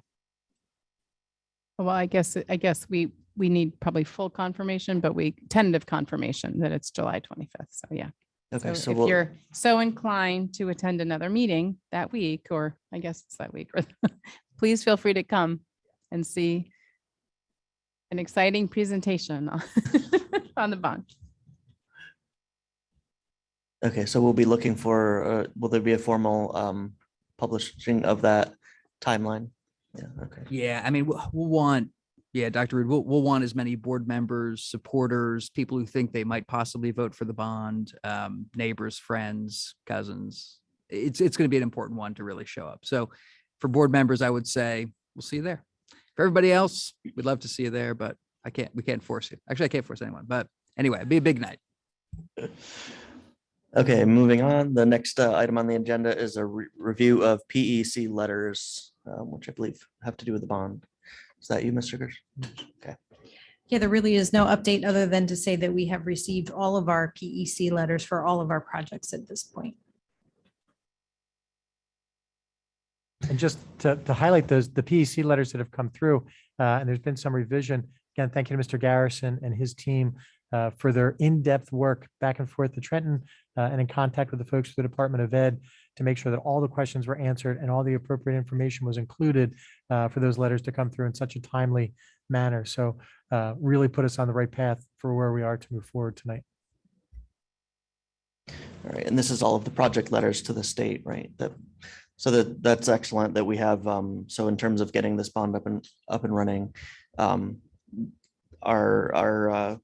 all the people involved have been doing an awesome job of just keeping on task. So that's great. Final topic for strategic planning. We have a bond structure discussion. Mr. Ovadia, did you want to start that or? Yeah, thank you, Dr. Rude. So as we've discussed this as a board, we've never discussed anything but being a single question. But I think it's incumbent on us to have yet another discussion to make sure that people haven't changed their minds. I believe that's essentially, I think that's what we're talking about. So I mean, I would just, for historical note, we know the number, we know the tax impact on the average assessed home. We have a straw poll for the projects that'll be formalized in 2 weeks. Tonight, we'll formalize the date and the initiative with October 4th being the vote date. This is really then the final piece of the puzzle. Do we piece this out? The last time in 2018, it was 3 questions, or do we go, as we've discussed for quite a while, including January as this board? Oh, Joel. Okay, well, maybe Joel disagrees, but the rest of us discussed it in January. But anyway, that's been the discussion. Is there anyone around the table? That's sort of the discussion. Okay, so basically we're asking, do we want multiple questions around the bond or do we want one question? I'll take my platform here to say I'm absolutely in favor of just a single question. I think making multiple questions is just going to make it more confusing. It's also going to run us the risk of not being able to do all the projects. And as I keep making abundantly clear, I really want us to be able to address the problems at each and every school in our district. And I think just putting this through a single referendum question is probably the right choice. But if anybody else wants to add it. I mean, I think having attended quite a few of the community meetings, the town halls, I mean, we did a lot to engage the community, and the community was the people who spoke out and showed up to our meetings and voiced it, as well as in the surveys. I mean, the feedback we got was this work is so clear, it needs to be done and we need to do it. And, I think the singular question, it basically, it gives people an opportunity. If you believe that these buildings need to be done and you recognize, having been around, involved and listening and watching, that bond referendums are generally how many schools get big work done. Now, granted, if they were well-funded schools, they may have other funds to do some of the work, but generally the level of work that needs to be done, districts all around the state do this. This is our avenue and this is our opportunity. There really is no other. So for me, it's a singular question and people can have a chance to, voice their opinion by voting yes, hopefully, or voting no if they don't support that. So that's where I'm at. Mr. Ovadia? Yes.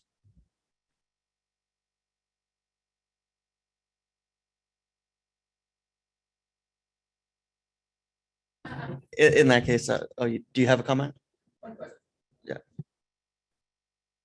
Wait, do you have a question? No, I'm. Oh, okay, confused. Rosie. Go ahead, Rosie. I've had a long June and it just started, guys. I can't even read half my notes and I remember and so that tells you I only want one question. But just as of my experience, when I actually remember Ms. Sugars presenting the last bond questions, and it was my first board meeting I attended. I had no idea what she was talking about. And I'm very involved with all the work that I do. And I was so confused as to what she was presenting. I knew what was happening. I just didn't understand the breakout of it. And because I wasn't involved as much as obviously as I am now, it just didn't make sense to me why people were asking me two things. And so that had again, a personal reflection, and I'm not sure if that is relatable to most people. It just didn't really, it wasn't appealing to me. And I don't remember how I voted, but it just was very confusing as someone that wasn't involved in the conversation. So when you're trying to engage, I think right now, especially, I agree with everybody. The one question, I just wanted to share that experience because it could really be confusing. Mr. Mayor. So I wasn't involved in the conversation on this side of the table in January, but certainly was paying keen attention, and to piggyback on Ms. Arroyo's comments, regardless of whether it's well, they're all important issues. This one's massively important, or something which is maybe a little more subtle. Simplicity is important. And I think one question, we're talking about one thing. It has lots of tentacles, but it's one important initiative. So I would certainly be very supportive of one question. Mrs. Fleischer. And I agree with everybody else. I am in agreement that one question, and I wanted just to build on what Mrs. Stern said about the public telling her that, these are important issues and important projects, because they've told us, all the board members, they've said that, but they've also come up to us and said, please, only one question this time. They've also asked for one question. So I think that we need to also take them into consideration, our voters who are going to be voting this in. So I definitely do one question. Aiden Root.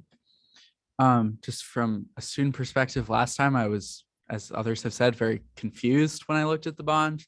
I thought, my first thought was there are 3 bonds, and then I realized it was 1, but it was just confusing. And as Mr. Mayor said, it's one thing, so there should be one question. I've had a couple conversations around East about the bond, trying to hear people's perspectives. And when this came up, it was sort of a matter of common sense to people. They were just saying, what do you mean? Why would there be more than one question? It doesn't really make sense, I think. And remember, the student perspective, some students are going to be able to vote on this bond, turning 18. So, for all kinds of voters, including students, keep it simple and don't do anything that doesn't make sense. Anyone else? It sounds like we're pretty much unanimous. Please only give us one question. Our feeble old minds can't handle more. Clearly. All right. I'll turn it back over to Mr. Ovadia. All right, thanks. So, all right. Well, great work tonight, everyone. And now we will go to the special action agenda.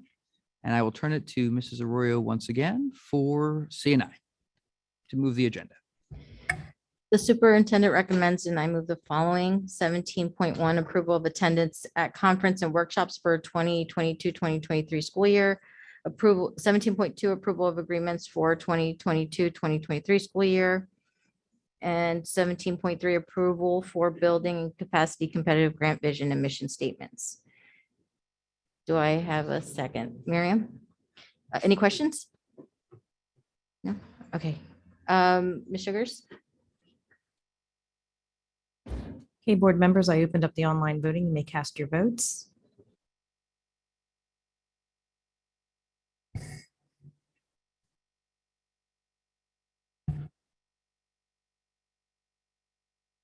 We have a unanimous yes vote. All right, next to Ms. Stern for Business and Facilities to move that agenda. The superintendent recommends, and I move the following: approval of bill lists. 18.1, approval of bill lists. 18.2, resolution for the cancellation of outstanding checks. 18.3, resolution for the award of bids. 18.4, resolution for the award of transportation. 18.5, appointment of food service management company. 18.6, resolution approving vended meals contract between Yale School and Cherry Hill Board of Education. 18.7, resolution to approve the submission and acceptance of the 2022 Safety Grant Program. Another grant. 18.8, transfer of current year surplus to capital reserve. 18.9, action consent to approve I guess that's the final part of it. Do I have a second? Mrs. Arroyo. Any questions or comments before we vote? Okay, I think that's it, Mrs. Sugars. Okay, board members, the online voting is, whoops, I'm sorry. The online voting is open now. You can cast your votes.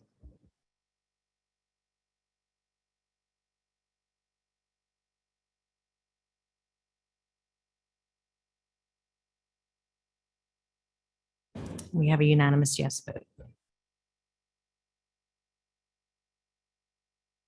Okay, the superintendent recommends, and I move the following. 19.1, termination of employment certificated. 19.2, termination of employment non-certificated. 19.3, appointments certificated. 19.4, appointments non-certificated. 19.5, contract renewals, non-affiliated certificated staff 2022-2023 school year. 19.6, contract renewals, non-affiliated, non-certificated staff 2022-2023 school year. 19.7, athletic and co-curricular contracts.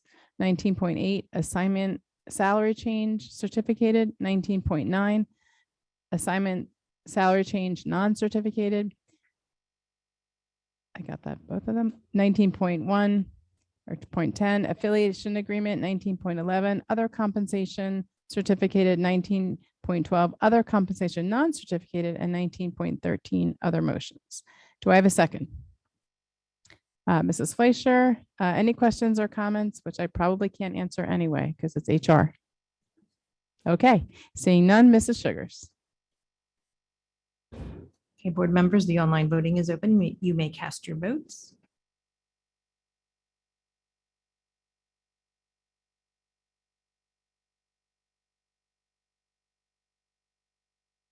And we have a unanimous yes vote. I'm going to turn it over to Dr. Malash for a moment. Thank you, Mr. Ovadia. I am thrilled with one of the appointment. Well, I'm thrilled with all the appointments that you all made this evening. There was a lot of information in the HR section tonight, but I'm very excited to introduce you to our newest principal in the district, Ms. Idalis Kizzy, who's here in the audience. Idalis, if you would come up to the podium. So you just approved Ms. Kizzy to be the new principal at Barton Elementary School to begin this summer. She's coming to us directly from Voorhees Township, right next door, where she is a middle school assistant principal. She oversees the 7th grade. She also supervises the math, science, and social studies department. She is a graduate. She has multiple degrees from Rowan University. So far, she has 4 from Rowan. She's working on a 5th one. She had dual bachelor's degrees in elementary ed and writing. She has a master's degree in reading. She also has a master's degree in ed leadership and administration. And she currently is a doctoral candidate in the program down at Rowan. She taught in Waterford Township, and she has served as an adjunct professor at Rowan as well. So we are absolutely thrilled. She has incredible references. I will tell you that even as we came down to get ready for the meeting tonight, I had an email from a current teacher at her school who wanted to reach out and let me know what a loss it was for them that she was going to be reading and what, or leaving, and what a benefit it was to Cherry Hill, and how our children were going to benefit from her experience and her absolute passion and advocacy for students and staff members. So without further ado, Ms. Kizzy, welcome. Thank you so much for those kind words, Dr. Malash. Good evening.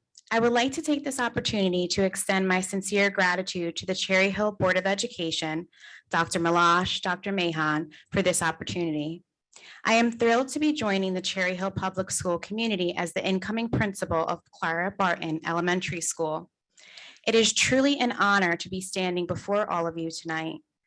This momentous occasion represents the culmination of all my previous educational experiences that I will always cherish, as they each have left an impact and shaped me to the educational leader I am today. A leader that prioritizes a safe, student-driven, inclusive environment that meets both the academic and social emotional needs of our diverse school community. I would like to thank my family for their continued support of all of my educational endeavors, especially when I kept signing up for all those degrees. Thank you all for being here with me this evening. As the 2021-2022 school year comes to a close, it's bittersweet, as I know this will be my last with Voorhees Township Public Schools. The relationships I have formed with the students, staff, and school community will be deeply treasured and missed. Although it is with a heavy heart that I am closing out this chapter, I am looking to the future with excitement and optimism for this next chapter and all that is to come with this amazing opportunity at Cherry Hill Public Schools. I am thrilled to meet the students, teachers, parents, and community members in the coming weeks.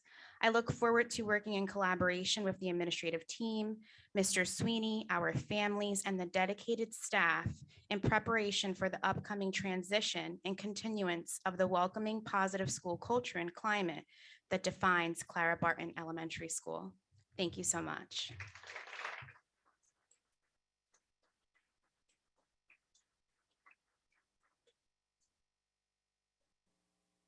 Thank you. Welcome. We will now turn to Mrs. Fleischer for P&L agenda, please. Thank you and welcome. The superintendent recommends, and I move the following. 20.1, approval of harassment, intimidation, bullying, investigation decisions. 20.2, approval of harassment, intimidation, bullying, investigation, hearing decisions. 20.3, approval of harassment, intimidation, bullying, investigation, hearing decisions. Do I have a second? Mr. Avadia?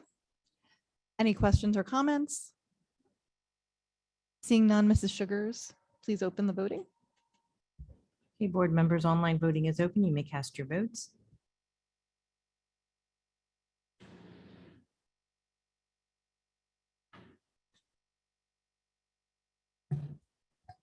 Ms. Sugars, I have a note that I have to abstain from 20.2. So I was not at that hearing.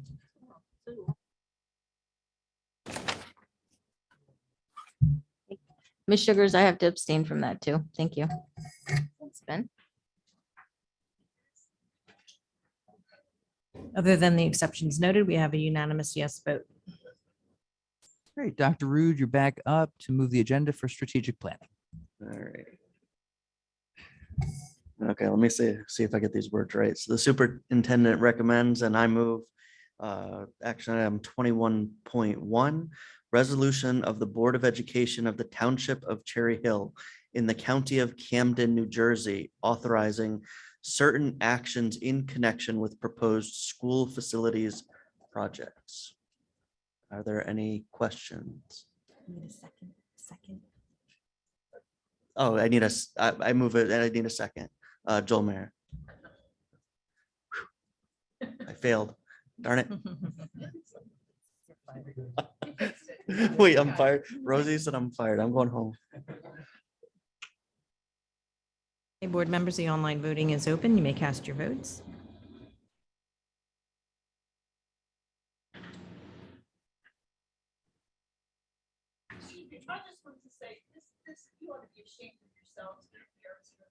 And we have a unanimous yes vote. Thank you.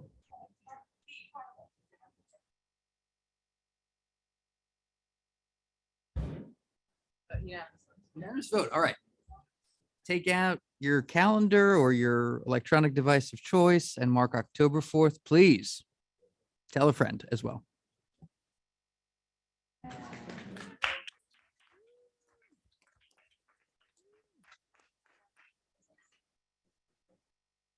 Okay.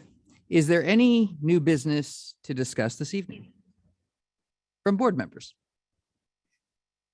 Okay. Any old business? and last call. Okay. We will pursue these items another time. Wait, Ben, just real quick.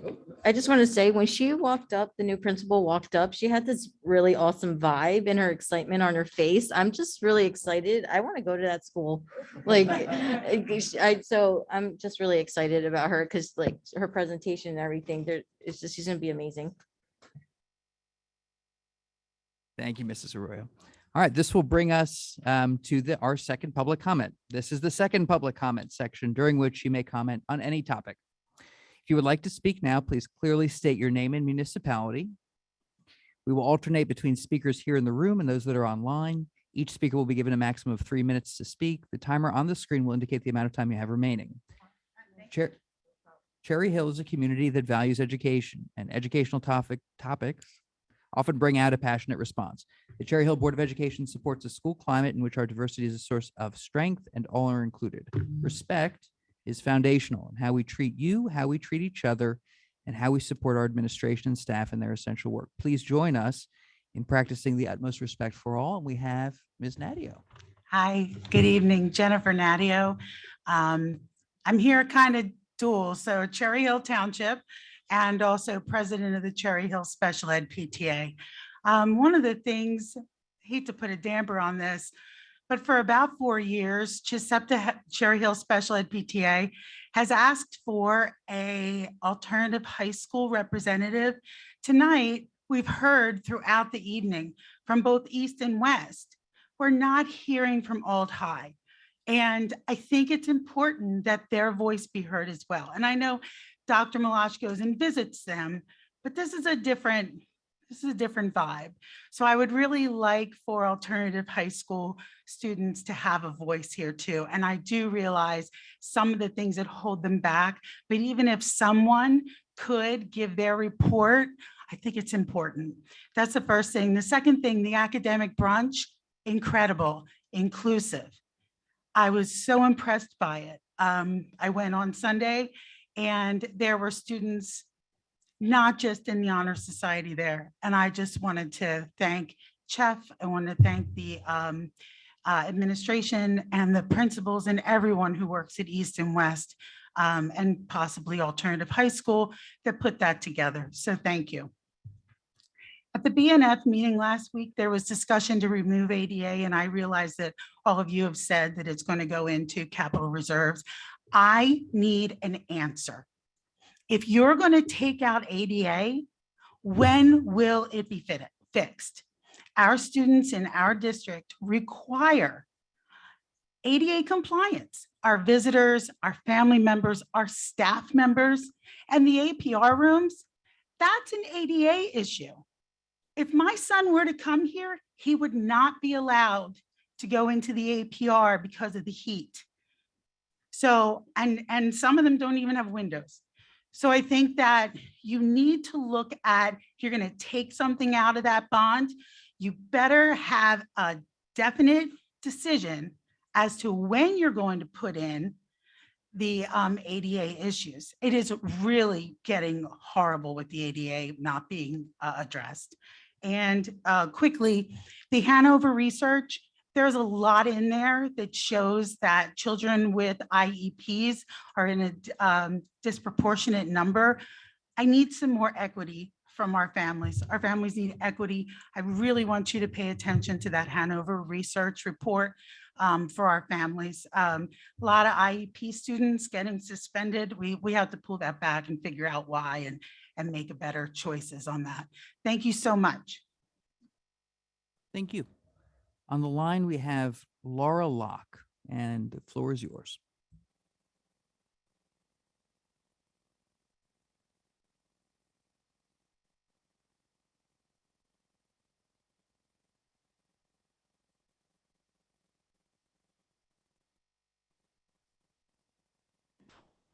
Laura, we need you to unmute. I just figured that out. Thanks so much for your patience. I use Google Meets. I'm not accustomed to Zoom. I'm addressing you all this evening after learning of Miss Arneo's transfer to Beck Middle School Guidance Department. My daughter, Emily, who spoke earlier, has struggled since freshman year with anxiety and depression. In the beginning of freshman year, Emily heard about Miss Arneo from another student. She decided to reach out for her for support and immediately formed a connection. We later found this connection was stronger than the one she shared with her current therapist. After the loss of her grandmother this past summer, Emily was struggling more than ever. It was recommended that she attend an inpatient program for eating disorder behavior, and she begged us she begged us to go to school. As a family, we compromised to her attending an inpatient or an intensive outpatient program, knowing that Miss Arneo would be there, but she would have full access to her. Anytime Emily became overwhelmed, she had an anchor during the school day, a person she completely trusted. Knowing that our daughter had immediate full access to a qualified, trusted mental health professional put our minds at ease. This was a terrifying time for myself and my husband while we were grieving the sudden loss of a mother and grandmother. This is one story from one family. I know that many other Cherry Hill West families struggle as well. From my understanding, Miss Arneo's position as a student advocate is a temporary position paid for with Title I funds. The reason she's getting transferred back to Beck is because that funding has run out.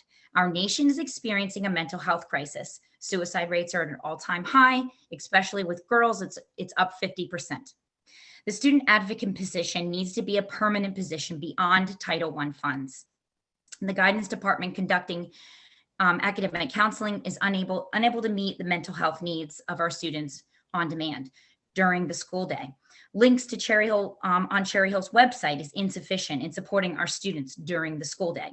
Mental health programming for our students outside of school is only part of the solution. Social emotional learning from a SAC counselor is only part of the solution. There needs to be a wellness center or program with multiple student advocates that are permanent employees to meet on-demand mental health needs of our students.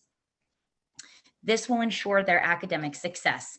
It drives mental wellness, drives academic success. Without permanent infrastructure like student advocates, students are not succeeding in school. They're engaging in school avoidance behavior and are displaying an array of depressive and anxiety symptoms, including suicidal ideation. Thank you. Thank you. And thanks for coming back to public comment too as well. In the room, floor is yours. Rick Short, 1002 Chelton Parkway. I start off with talking about the bond. There aren't too many times that Yanni Ayers and Rick Short agree together. You should be delaying this vote. And if mail-in ballots are sent out, you're going to be sent right when gas hits $6 a gallon. It is the stupidest idea to put this bond up on October 1st. And I stand by it, and I'll make bets with anyone in this room that the bond will fail. Put up a price and I will bet it will fail because you didn't listen and you're not thinking with any common sense. You're stuck in this bus, this big pro bus that it's going to pass, but it's overpriced and it's in the middle of practically of a recession. How dumb are you? Second, it's been a year now. I've been talking about culture proficiency. The problem with the current culture proficiency is there's too much political beliefs in everything. What do I mean? Well, what have I learned? I've learned things about anti-white racism, white supremacy, white privilege. All these things are just stirs the fire of racism. That's all you're teaching. That's all you're doing. You bring in some of the worst possible consultants, Dr. Greason, who recently ended an April paper talking about white supremacy. You have Dr. Kinde preaching all kinds of hate all the time. And if you don't agree with him, you're a racist. You're teaching in the classroom about white privilege. It's in the curriculum. That isn't a fact. That is a political belief.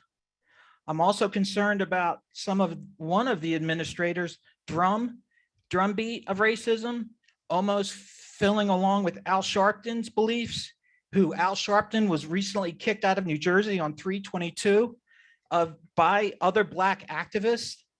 These thoughts are horrible for children. And now the topper, the big push for equity. We just spent $173,000 for equity. And what does equity want? It does not want student success. that does not want individual students' success. All equity wants is an equal output for all students. It is insane the way we're going.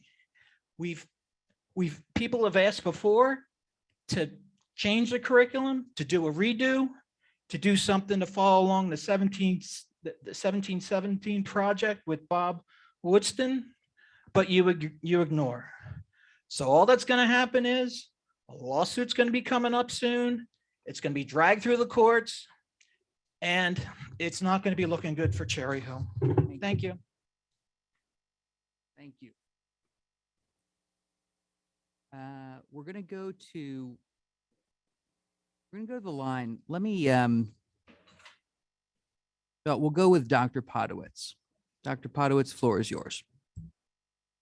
Hi, my name is Jeff Podowitz, and I live in Cherry Hill, New Jersey. I wrote this. I wrote this before. I have understood for almost 14 years how much our community was still being cheated under SFRA, just like previous funding formulas since 1990. I was a member of a group, the Cherry Hill Special Ed PTA, that tried in 2010 to enlist our leaderships for help. A Cherry Hill board member, John Tremble, spoke in front of a legislative committee chaired by one of our own assembly persons. CHEPTA was not successful in eliciting leadership's help, so CHEPTA became part of an amici brief concerning SFRA. Please search SFRA district profile, click on SFRA district profile Education Law Center, look at the numbers, look at the graphs, and you will see that the difference between required state aid and received state aid under SFRA was $230 million plus. Our graph on our administration's website, on Cheryl's website, actually underestimates that number by tens of thousands of tens of millions of dollars. Sorry, because of the high cost of the CTE program. That's high cost, and how little per pupil we will receive. $9,000 less than Camden County Vocational School per pupil. There will be a negative effect on other school district programs, and there will be a negative effect on our community as a whole. Faith-based and community organizations. Why is that important for our CTA programs? 8+ instead of 2. Why is there not concern that our school board is creating a precedent? All right. Example, I spoke about NPR article, The Nazis Take Manhattan. Local chapters of the German-American Bund had camps, etc. They or their successor organizations could be considered cultural community organizations. They could ask, why not us? Why aren't we part of this? In some communities, they may ask, and to those communities, this may be okay.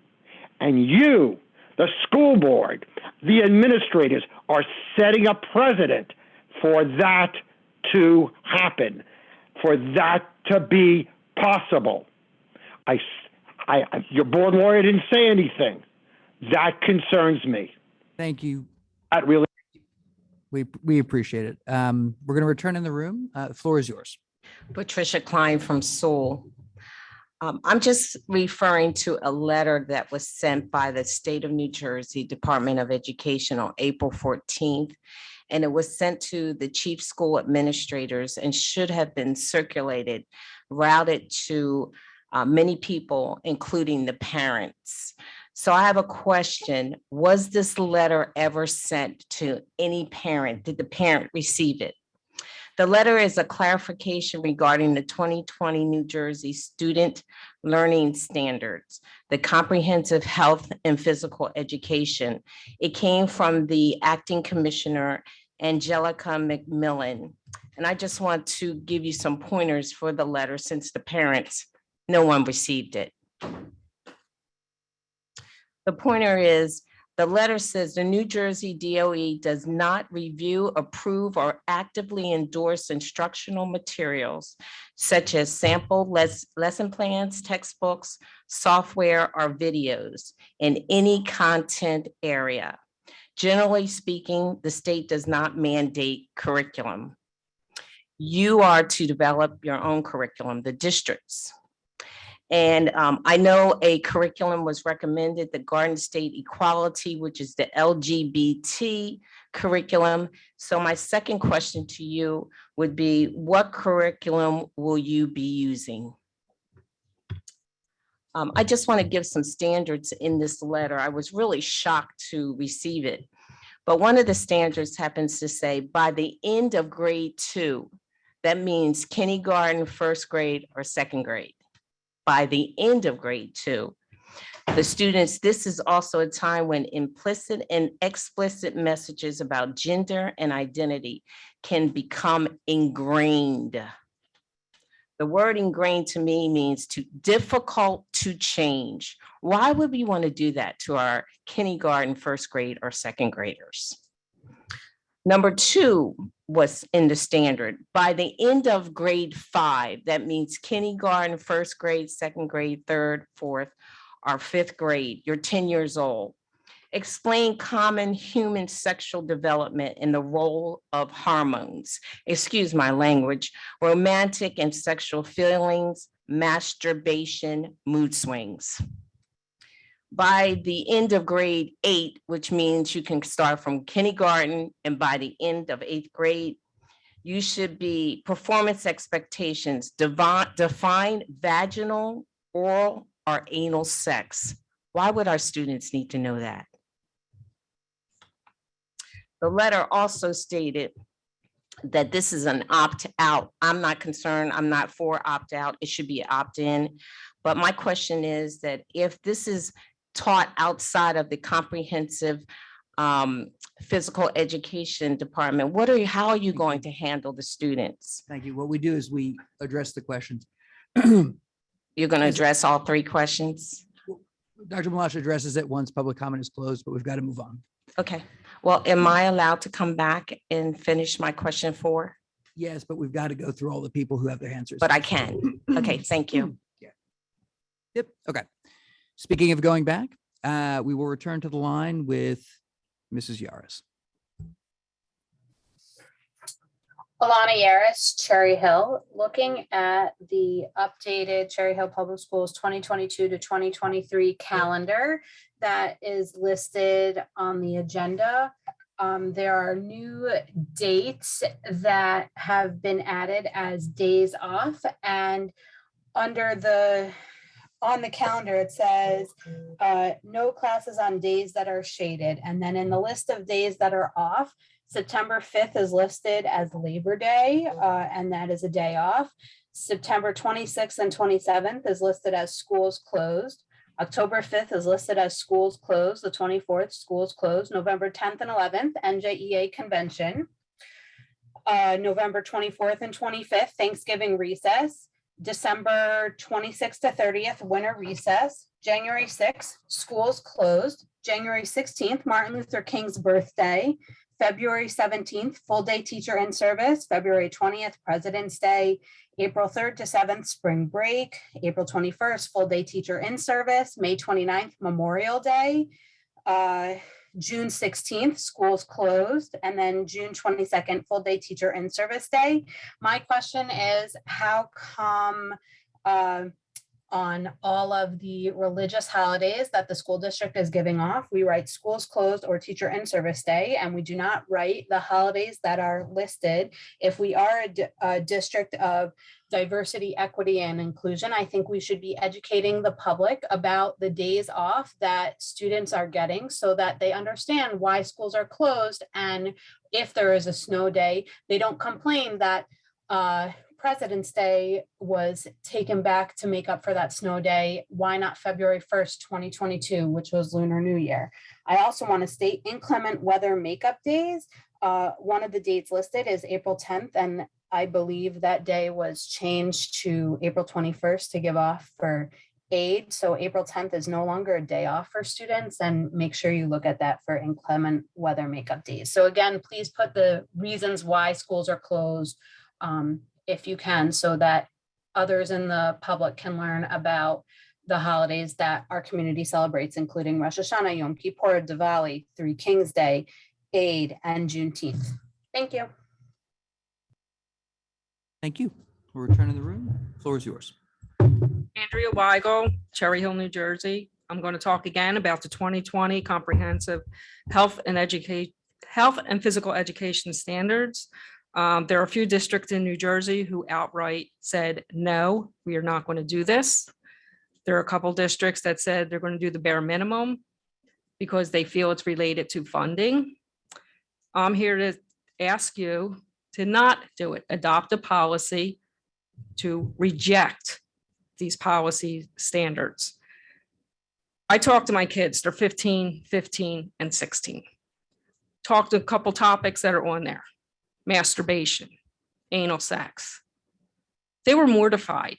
They said, Mom, you talk to us about what sex is, not sex acts. Keep it in the bedroom, not in the classroom. Thank you. Thank you. We will, I'm sorry, we will go back to the, well, yeah, we'll return to the line. I guess that was okay the first time, with Lori Neary, who used to have this chair.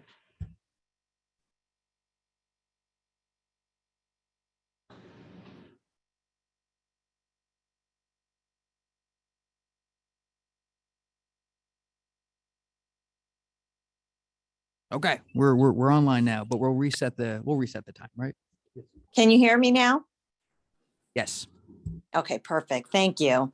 Lori Neary, Cherry Hill. Trying to follow some rather outstanding and very inarticulate comments thus far. I wanted to speak regarding the changes to the HIB policy.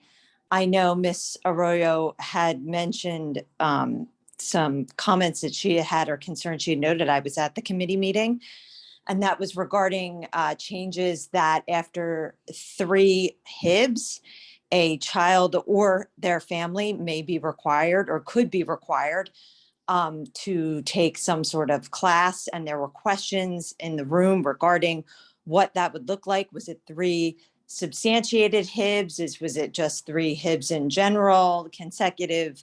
There wasn't a lot of clarity around the legal language.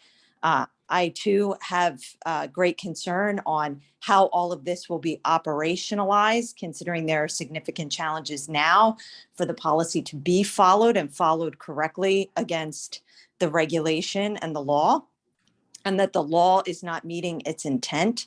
So I am very concerned as to what that'll look like. And then if it is indeed, just 3 HIBs, what does that impact to our students with special needs, their families? I very much am concerned about a free-for-all in that arena. And given that it is a self-run, self-managed, self-decision, and self-audited process, I think that we need to have bigger conversations with our legislators about perhaps this shouldn't be a self-governed process. It could incentivize the wrong behaviors and potentially not finding HIBs that are indeed HIBs, because what does that look like? So I am concerned about that. I echo Ms. Nadio's sentiment on ADA items. I don't think they should be pulled out without clear articulation around how they will get done. It's very important. We can't defer them any longer. So I think that is incredibly important. And I support the board and the district with regards to the curriculum. I'm very shocked, hearing some of the community members, and some of the very same community members at a previous meeting actually used the term ban books. So equity is incredibly important. I don't think there are members of the community that actually understand what it is. And you can't say you support our students with special needs and not support our Black and Brown students with regard to equity. So I really echo my support for the board and the administration in those efforts. Thank you. Thank you. All right. We are at a point where we're going back to the room. And Anybody else? you, sir, who I've never met. Andy McElvain, Cherry Hill. To change the subject a little bit, I just want to say congratulations to Don Bart, my friend for many years. I've known Don for more than 20 years. He gave me a lot of help when I was changing careers. Appreciated his counsel at the time. Don's one of those people who operates pretty much in the background, but contributes greatly to Cherry Hill. So I just wanted to thank him for his service. He will be missed. Secondly, there was a proposal put forward earlier to defer the bond, and I would encourage the board not to do so. There are several very, very good reasons not to do it, one of which is we are in the position we're in because we've kicked the can down the road and kicked the can down the road and kicked the can down the road and et cetera, et cetera, et cetera. And if you defer it to March on or any future date, under the assumption that things will get better or it will become more opportune to do it at that time, I think you will find yourself disabused of that notion. There are several practical reasons, one of which is if you defer to March, there may be as many as 3 new board members. 3 new board members may disagree with the conclusions that this board has come to, and we may go back into the process and defer the process and kick the can down the road. Second practical reason is that we will, if we pass the bond referendum in October, it is entirely likely that we'll receive the funding from the bond in the spring, and we'll be able to start construction on what will be a 3 to 5 year project in the summer of 2022. If you go to March or some later date, you're giving away the 2023 year and deferring the beginning of the project until 2024. While our buildings continue to deteriorate and the costs go up and up and up and up through inflation. So it may sound like one of those things that's a really good idea, but just to emphasize, there is no optimal time and there is no optimal number that you can go out. We need to do this work and we need to do it as soon as we can. So practical reasons, I'm sure if I sat here for a while and talked to you, I could come up with dozens of other reasons, but there's several to think about. So again, I encourage you all to, now that you are considering the October 4th date and you've given direction to go out with the October 4th date, stick with the October 4th date. Thank you very much. Thanks. On the line, we've got Dave. And so I'm just going to encourage Dave to say his I assume full name and, or maybe it's Dave, I don't know. But regardless, full name and municipality, please. And then love to hear from you. Good evening, Dave Kuzmanich, Cherry Hill, and it is Dave. I'm not French.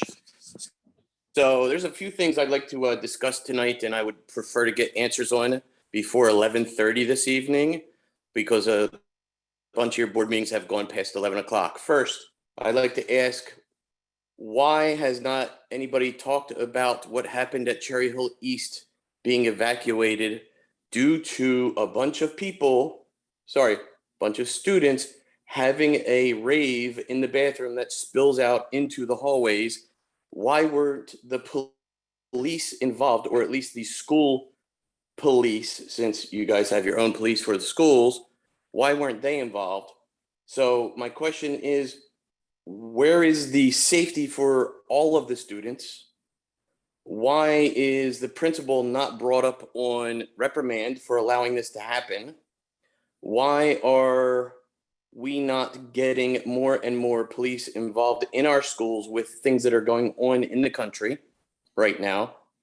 I do feel scared for my son to go to school every day, even though he's going to middle school next year. I am scared to see that the safety in these schools is deteriorating. A couple of months ago, you had a student walkout, which 20 years ago, a student walkout, people are getting suspended. All right. Tonight and many nights I hear about, you listen to the student voice, you want to hear the student voice, but yet when all these students mentioned or brought up about all of these teachers being transferred, yet you don't want to hear from those students. So with that being said, I kind of would like to hear everybody give their resignation in the next couple of weeks, because you're not listening to the students and you're not making our children safe. Thank you. Thank you, Dave. Okay, back to the room. And the floor is yours. Thank you, Pina Mitz, Cherry Hill Parents for Academic Excellence. The overall comment today is for transparency. It's very hard to conduct business between the school system and the public without transparency. And as a member of the public, I don't have any information of anything that's happening in the back rooms. When I look at the agendas, I have no clue what is behind those agendas. The meetings, the Board of Ed meetings are very long. A lot of parents basically don't have the time to sit for 4 or 5 hours. Second Dr. Walsh about the concept of respect. I think if you want the public to respect the Board of Ed, respect the school system, you have to offer the same respect to the public. My suggestion is to get the public comment first thing off so the parents and the public can get engaged, give you their feedback, and then go home to their matters. But to keep the public uninformed without any transparent information about budgets, it will be very hard to pass the bond because we don't know anything about all the details behind it. So how do you expect us to vote for it? I don't know what it's about. And you know, of course, if all the details are coming at the very ninth hour, it's going to be very hard for me as a voter to say, do I vote for it or against it? I have no idea.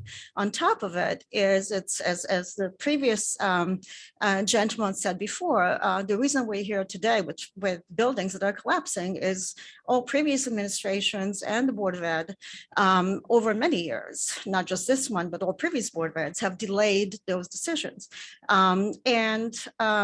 So why should the public today trust this current administration or this Board of Ed that you're going to be able to carry through and do the work for us, for the public, for our schools, for our students, if you have failed for the last, I don't know, 5 decades? So I think that the trust that the public has in the system doesn't exist at this point. And I think a lot of people are not going to be able to vote for it. Financially also, you really need to make a very good argument why Cherry Hill taxes should go up, because we're really paying high taxes for decades. If I add up all my taxes for nearly 30 years that I've paid into the school system, it's a lot of money for families, especially that are challenged, middle-class families. They can't afford that money that they're paying in taxes to Cherry Hill right now. So you really need to think very clearly about it. And I want a last comment about the sex ed. You really need to reject it. You need to form a committee, a parent committee, to review every item in the sex ed curriculum that the legislative body in New Jersey came up with. I have no idea, but this Board of Ed does not have to accept it. It's not a law, it's just standards, and you do not have to accept it. You have to reject it. Thank you. Thank you. Okay. Anyone else for first round? Hold on a second. Okay. Oh, wait. No, we got Mrs. Laura Ann Einhorn, who's always right on time. So, okay, floor is yours. Laura Ann Einhorn, 1017 Edgemore Road. I just want to comment on several things without pushing this evening any later. Number one, I don't understand other people's ideas of what equity should be. In my eyes, equity supports everyone and just doesn't support students, it supports staff. And that goes from a teacher, an administrator, all the way down to the person who's cleaning these bathrooms this evening. So I wish people would have a little bit more of an open mind and understand that equity means equity. Hopefully someday we're all going to get on the same page. I do agree with Ms. Neary and Ms. Nadeo that when we do hear, and I was at the PNF meeting about ADA projects, that it needs to be more clear cut to that particular segment of our community who really feels lost and brushed under the rug for too many years. When will their projects be done? I think that's a fair question. I understand you have to work within the parameters of the regular budget, et cetera, but I think that's a very fair question that could be answered. I'm with Andy McElvain. Quite frankly, we've already deferred renovation of our buildings for 4 years when the bond passes in October. I'm not quite sure what the previous person mentioned, but if you've really been following Cherry Hill Public Schools for many, many years, then you know that our emphasis has always been on academia. And each year they try to put as many projects into a regular budget. And quite frankly, the year before, this board only raised the taxes 0.25, and they didn't even go to 2% for the forthcoming year. So I don't know what you want, Ms. Mintz. Transparency comes in all forms. And all forms means, yes, you have to attend the meetings. You might want to attend a BNF meeting, maybe get some of your questions answered. But I don't want to hear that people are busy, because some of us have stood the test of time with this for many, many years. I did it with my own children. I worked full time. And I made the time because I was interested in finding out the facts. I have never had a problem thus far sending a letter to the board president or to the superintendent or anyone in this building and getting a response. May not be the response I want, may not be in the time I want, but I can tell you, if you really want something answered, then it will be answered. I want to refer to the other caller. It was an absolute disgrace to see a video of the kids at Cherry Hill East a week ago. I don't know who thought it was appropriate to put minors on a public website that supposedly supports kids. Okay, and I don't care, but if that had been my kid in the front, I would have sued that individual. Thank you. Thank you. Okay. I think, no, and I think incorrectly. Then the floor is yours for the first round still. Okay, I'm Mike Abrascato, Cherry Hill. The June 3rd minute with Dr. Malash said that we were highlighting those members of the world at large who identify as part of the Pride movement. Fatherly.com recently tweeted, Pride parades and the Pride festivals are filled with sites that may be new to kids, like public nudity and kink. So is it appropriate to take your young kids to Pride? The linked article answers that disgusting question as yes, you should take your kids to a Pride parade. The Washington Post wrote an article last June entitled, Yes, Kink Belongs at Pride, and I want my kids to see it. I'm Italian and Irish. I've been to many St. Patrick's Day, Columbus Day, and even I've been to a Puerto Rican Day parade. And not once have I ever seen a grown man wave his genitals or a woman expose herself in public, which is common at Pride parades. See also Christina Aguilera's outfit at June 11th LA Pride event this past weekend. One must ask themselves, is this overly sexualized behavior something to be proud of? Bill Maher said in a recent politically incorrect episode, it's okay to ask questions about something that is very new and involves children. We are literally experimenting on children. Maybe that's why Sweden and Finland have stopped giving puberty blockers to kids. It's because we don't know much about the long-term effects. We do know it hinders the development of bone density. It isn't just a lifestyle decision, it's medical. Weighing trade-offs is not bigotry. He quotes Dr. Erica Anderson, a 71-year-old transgender clinical psychologist, in regards to pushing this agenda onto children. She said, I think it's gone too far. Some children identifying as trans are falling under the influence of their peers in social media. In 1997, the FTC charged the Joe Camel advertising campaign with violating federal law. The FTC alleged that it was successful in appealing to many children under 18 to begin or continue smoking cigarettes, and as a result caused significant injury to their health and safety. The Journal of American Medical Association found nearly the same amount of 6-year-olds can associate Joe Camel to cigarettes as they could Mickey Mouse to Disney. The CDC states that the LGBT youth are 3.5 times as likely to attempt suicide as their heterosexual peers, and trans teens rates are 5.87 times higher than all teens. Risk factors include family history of suicide, childhood maltreatment, substance abuse, and mental illness. You've heard a couple of these parents today talk about, getting this sex talk out of the schools and out of again, these are some of the concerns that the parents share. And I do believe that this needs to stop. Thank you. Thanks. All right. I think we're good for you to close out. Oh, wait a minute. Oh, no, wait. Well, wait a second. No, this would be your first time for public comment too. Okay, so then the floor is yours.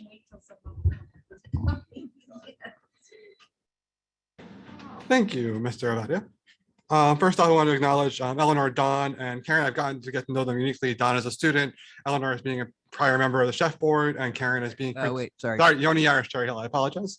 My bad. Should know better than coming here for so many years. Through being the principal of 3 of my children at now Malberg Early Childhood Center.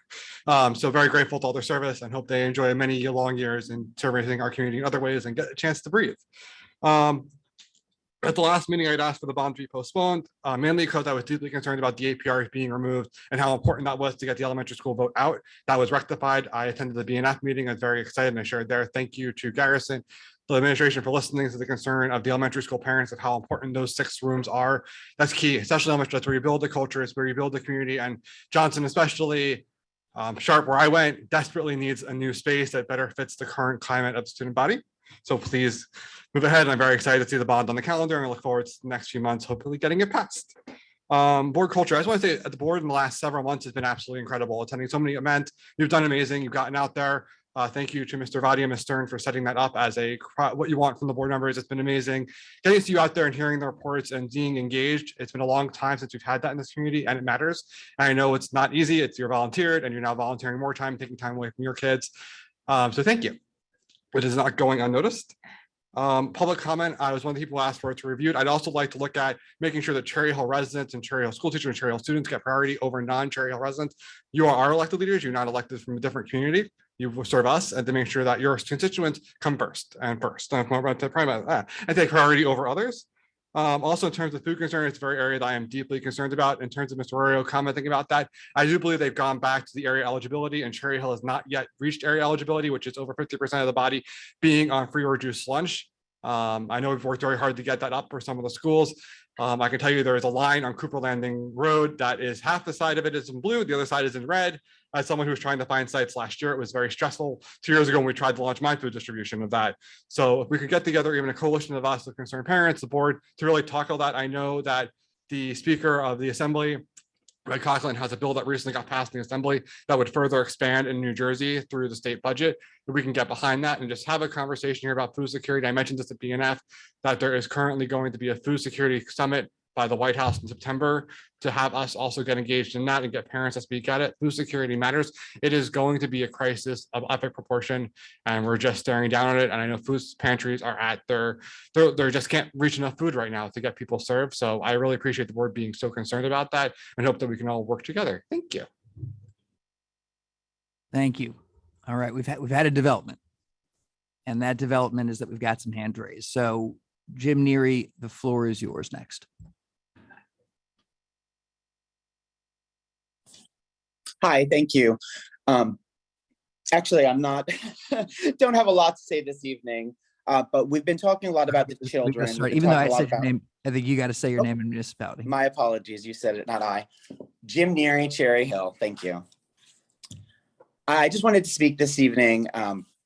We've been talking a lot about the children. People have mentioned concerns about the children's well-being from observing various things in the community. It's a lot. We are in a mental health emergency. Suicide is an all-time high. Bullying is an all-time high. Community members are, quite frankly, disagreeing with each other at an all-time high. And our children are suffering. And there are programs out there and available to help.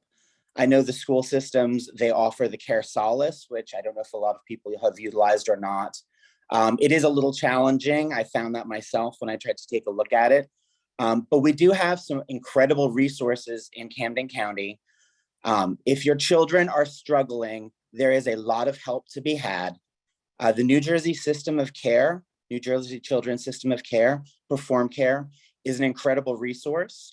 And I would just like to, make sure the board is aware and that the administration is utilizing these services or advising families to utilize these services.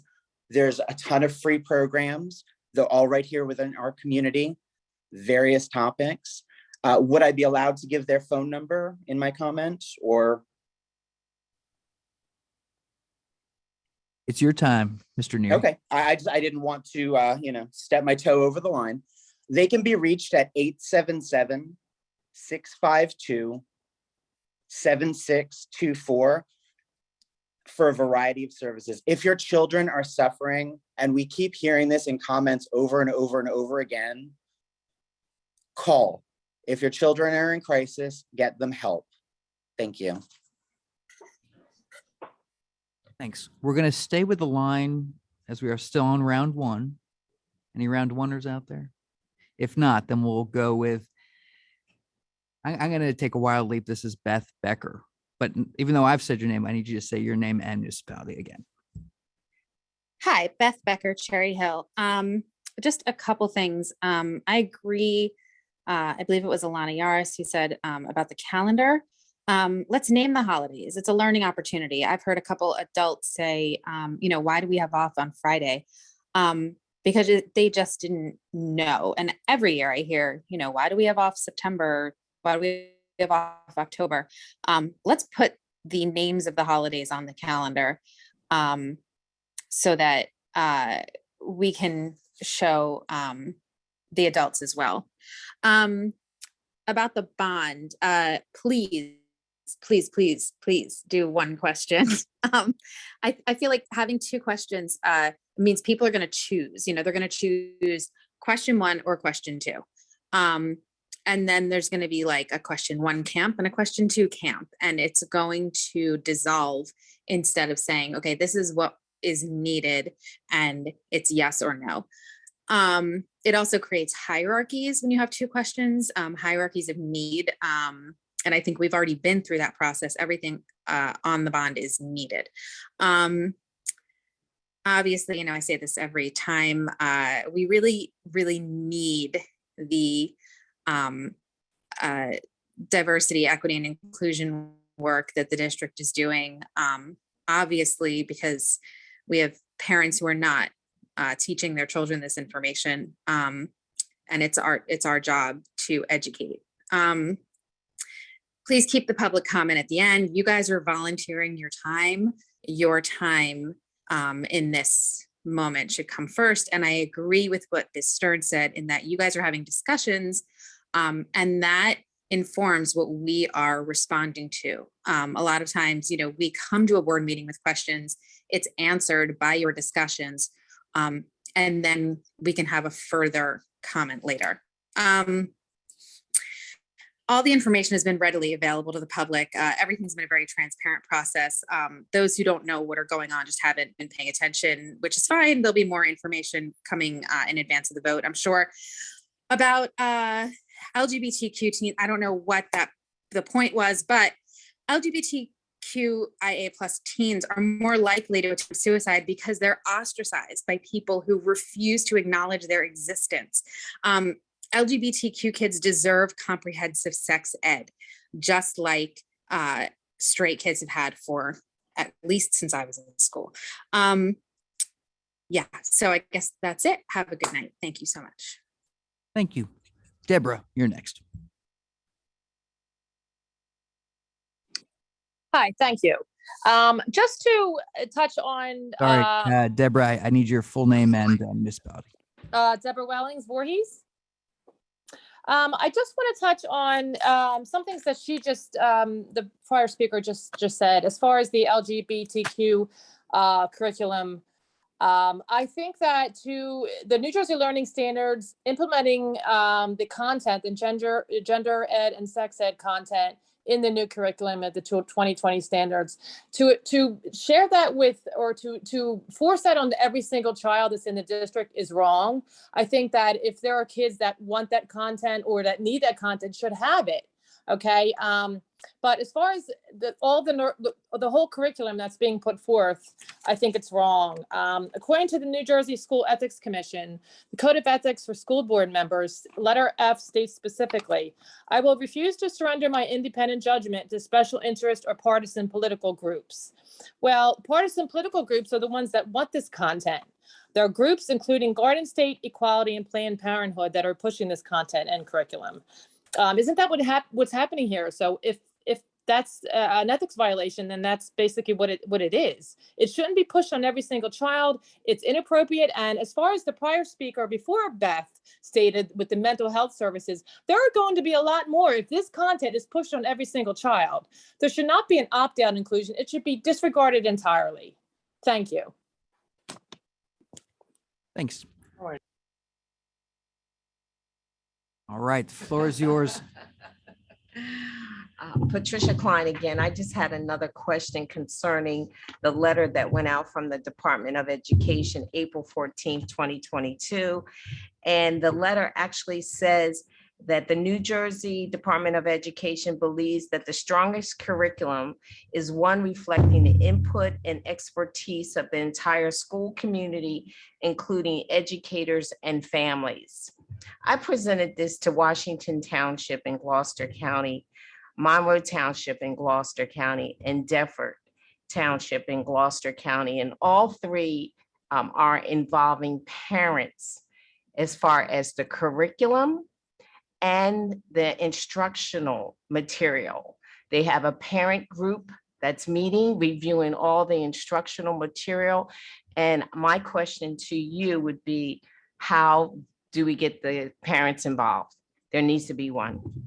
I just want to also say something. I heard someone make a comment about equity, and they grouped brown people with special needs. Just because you're brown does not mean you're a part of the special needs. Is that just because you're brown does not mean that we have a problem with learning, that we have a brain issue. I'm really being disturbed that people would group brown people with special needs and equity. It always has been equality. We don't want you to lower the standard. All we want you to do is do your job and help us to learn the material. Don't lower the standard for us. We don't need you to lower the standard. We are well equipped. I am an MBA student from Drexel University, and I'm well equipped, and I am brown. So don't lower the standard for brown people and classify us as special needs. Thank you. Thank you. Jim Neary, we once again need you to state your name and municipality. Well, I think municipality, maybe not, but at least name. Jim Neary, what's your name? And then yeah, Laurie Neary, Cherry Hill. Oh, I just yeah. wanted to clarify for the previous speaker, they're not being classified. My comment earlier was simply to state some members of the community have said we support our special needs with students when with regard to equity. I say with regard to equity, if you're going to do that, you also have to support all of our Black and brown students, not classifying all our Black and brown students. I think that needs to be made abundantly clear. I'm not even sure where that's coming from. It is equity for all, as Ann Einhorn said, but most importantly, for our at-promise students. So I hope that confusion is clarified. And I'm offended by it. Okay, I think I will say that a lot of people do wait for Dr. Malash's comments, and I think at this point they've waited long enough. So I'm going to close public comment. I understand, look, there's always a meeting after the meeting. You're welcome to engage in it, but public comment for now is closed, and we'll turn to Dr. Malash to give some answers or clarifications or whatever you'd like to do with the time. Thank you, Mr. Ovadia. I appreciate an opportunity to respond to and clarify some information from some of the comments that were made. Let me first just thematically talk a little bit about the new health and PE curriculum. There's been a lot of discussion about the new health and PE curriculum. Cherry Hill, as we've said at meetings many times, We have not yet revised our curriculum. The curriculum that we are currently using at the elementary level has been used for a number of years. The materials have been used for a number of years. We'll impanel a committee who will meet during the course of the summer involving teachers and nurses, and they will be engaged in the analysis of the new standards and the development of the curriculum. We did receive the memo from the Department of Ed on April 14th, as all school districts do. We did review it internally. We went over it. We did not send that out in mass to all parents. We did not believe there was a need to do that. We do believe there's a need to engage families and community in what we are doing. Let me just quote an additional line going a little bit deeper into the letter under family and engagement, family and community engagement. It says LEAs are strongly encouraged to provide opportunities for meaningful engagement with the school community in terms of the development of the curriculum. As a board, you all provide a lot of opportunity for families to engage in a meaningful way with the meetings in a variety of different manners. We'll do the same thing as information is shared. Again, any curriculum that's going to be revised is then presented to the board. When it comes to the family life or the sex ed curriculum, that information is also sent out to families. Families always have the option to opt out of that. That's governed by how we operate within the state. If people have additional questions about that, please let us know. We would be happy to have additional discussion. Myself, Dr. Mahan, Dr. Morton, we can all be reached and have additional discussion about the curriculum. At the beginning of the month, I was thrilled to do a special quick minute about Pride Month. And I'm very proud of the fact that as a school district, that we honor and recognize the importance of what Pride Month stands for. We have many, many members of our community who identify as being part of LGBTQ, staff members, students, community members, family members. It's a central part of who we, board members, it's a central part of who we are as a diverse community in Cherry Hill.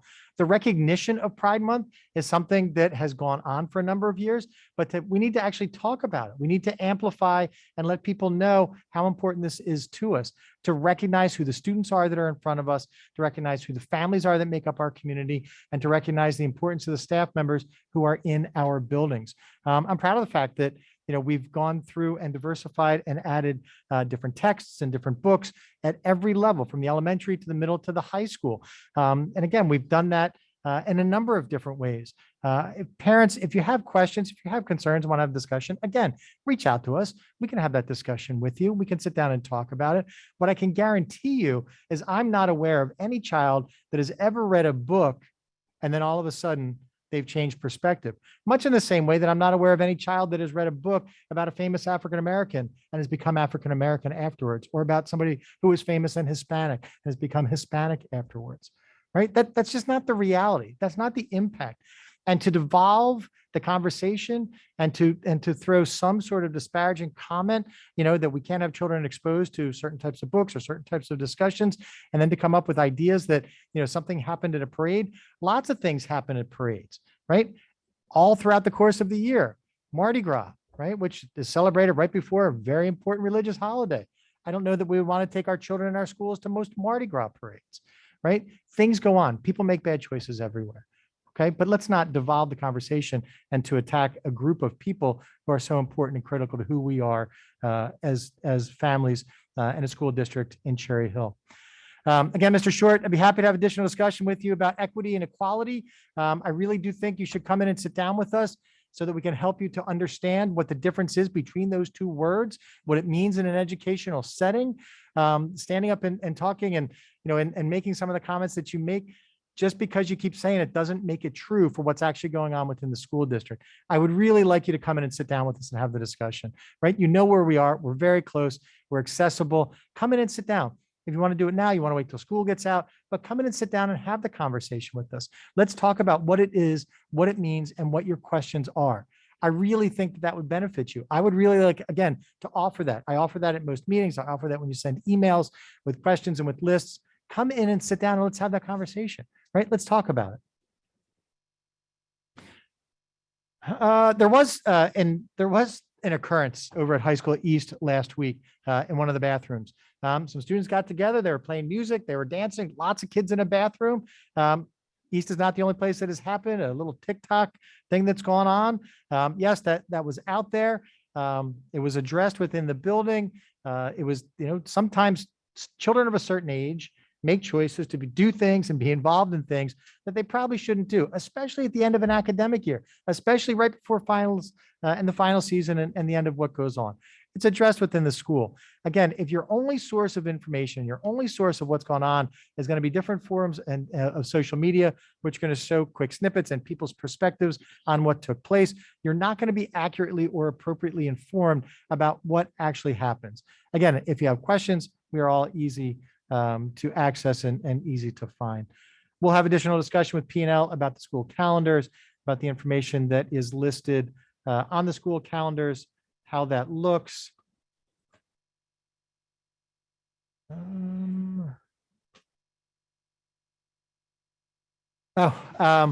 With the bond, a couple of things. We did not remove, Mrs. Sugars, we did not remove ADA projects from the bond. None of the ADA projects have been removed from the bond at all. No, the only item, we were talking about cuts, was the project at Stockton and the project here. And the only reason we removed it is because we had funding from another source to complete those projects. So it's not that those projects won't occur. It is that we have just shifted the funding source out of the bond referendum over to capital reserve. And Mr. Sugars, those were And the good paving son- projects, right? Paving? Yes. Paving projects. Paving.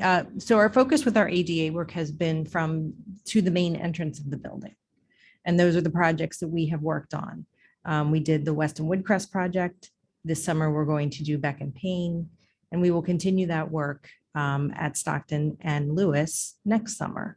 Actually, this work will get done sooner than it would have perhaps by going through the bond referendum. There is still a lot of money in the bond referendum to address other issues at those buildings. That includes drainage and playgrounds and other accessibility issues that will be addressed at all schools, including those schools. And Mr. Sugars, those projects came through the audit we had ERI do that did the list of levels of importance. Yes, ERI, as you know, a couple of years ago came in and did an assessment for us. We have been working with that work, with that report to prioritize our ADA projects. And that work was a very large component of putting together the bond projects as well. Thank you for clarifying. There's a question about alternative high school students participating and being at the board to present. That's something that we've talked about for a couple of years. The opportunity has been offered and continues to be offered. When there is a student or students at the alternative high school who feel comfortable and ready to be in this forum, they will absolutely be at a meeting and will give an update and give a presentation or discussion about what it is that's going on within that program. I am never going to require a student from the alternative high school and say, you have to be out here, you have to be up in front of people. When there is somebody in the program that is ready to go up and do it, we'll continue to talk with them and support them. They will be here and we'll do a presentation at the meeting. Mrs. Giordano and the work that she's done in the program in the alternative high school, along with the staff, has been tremendous. She knows that it's something that the board and the community are interested in. She's interested in being able to share it. Her primary focus, as our primary focus, is always going to be on the individual impact that it has on the children who are attending that program.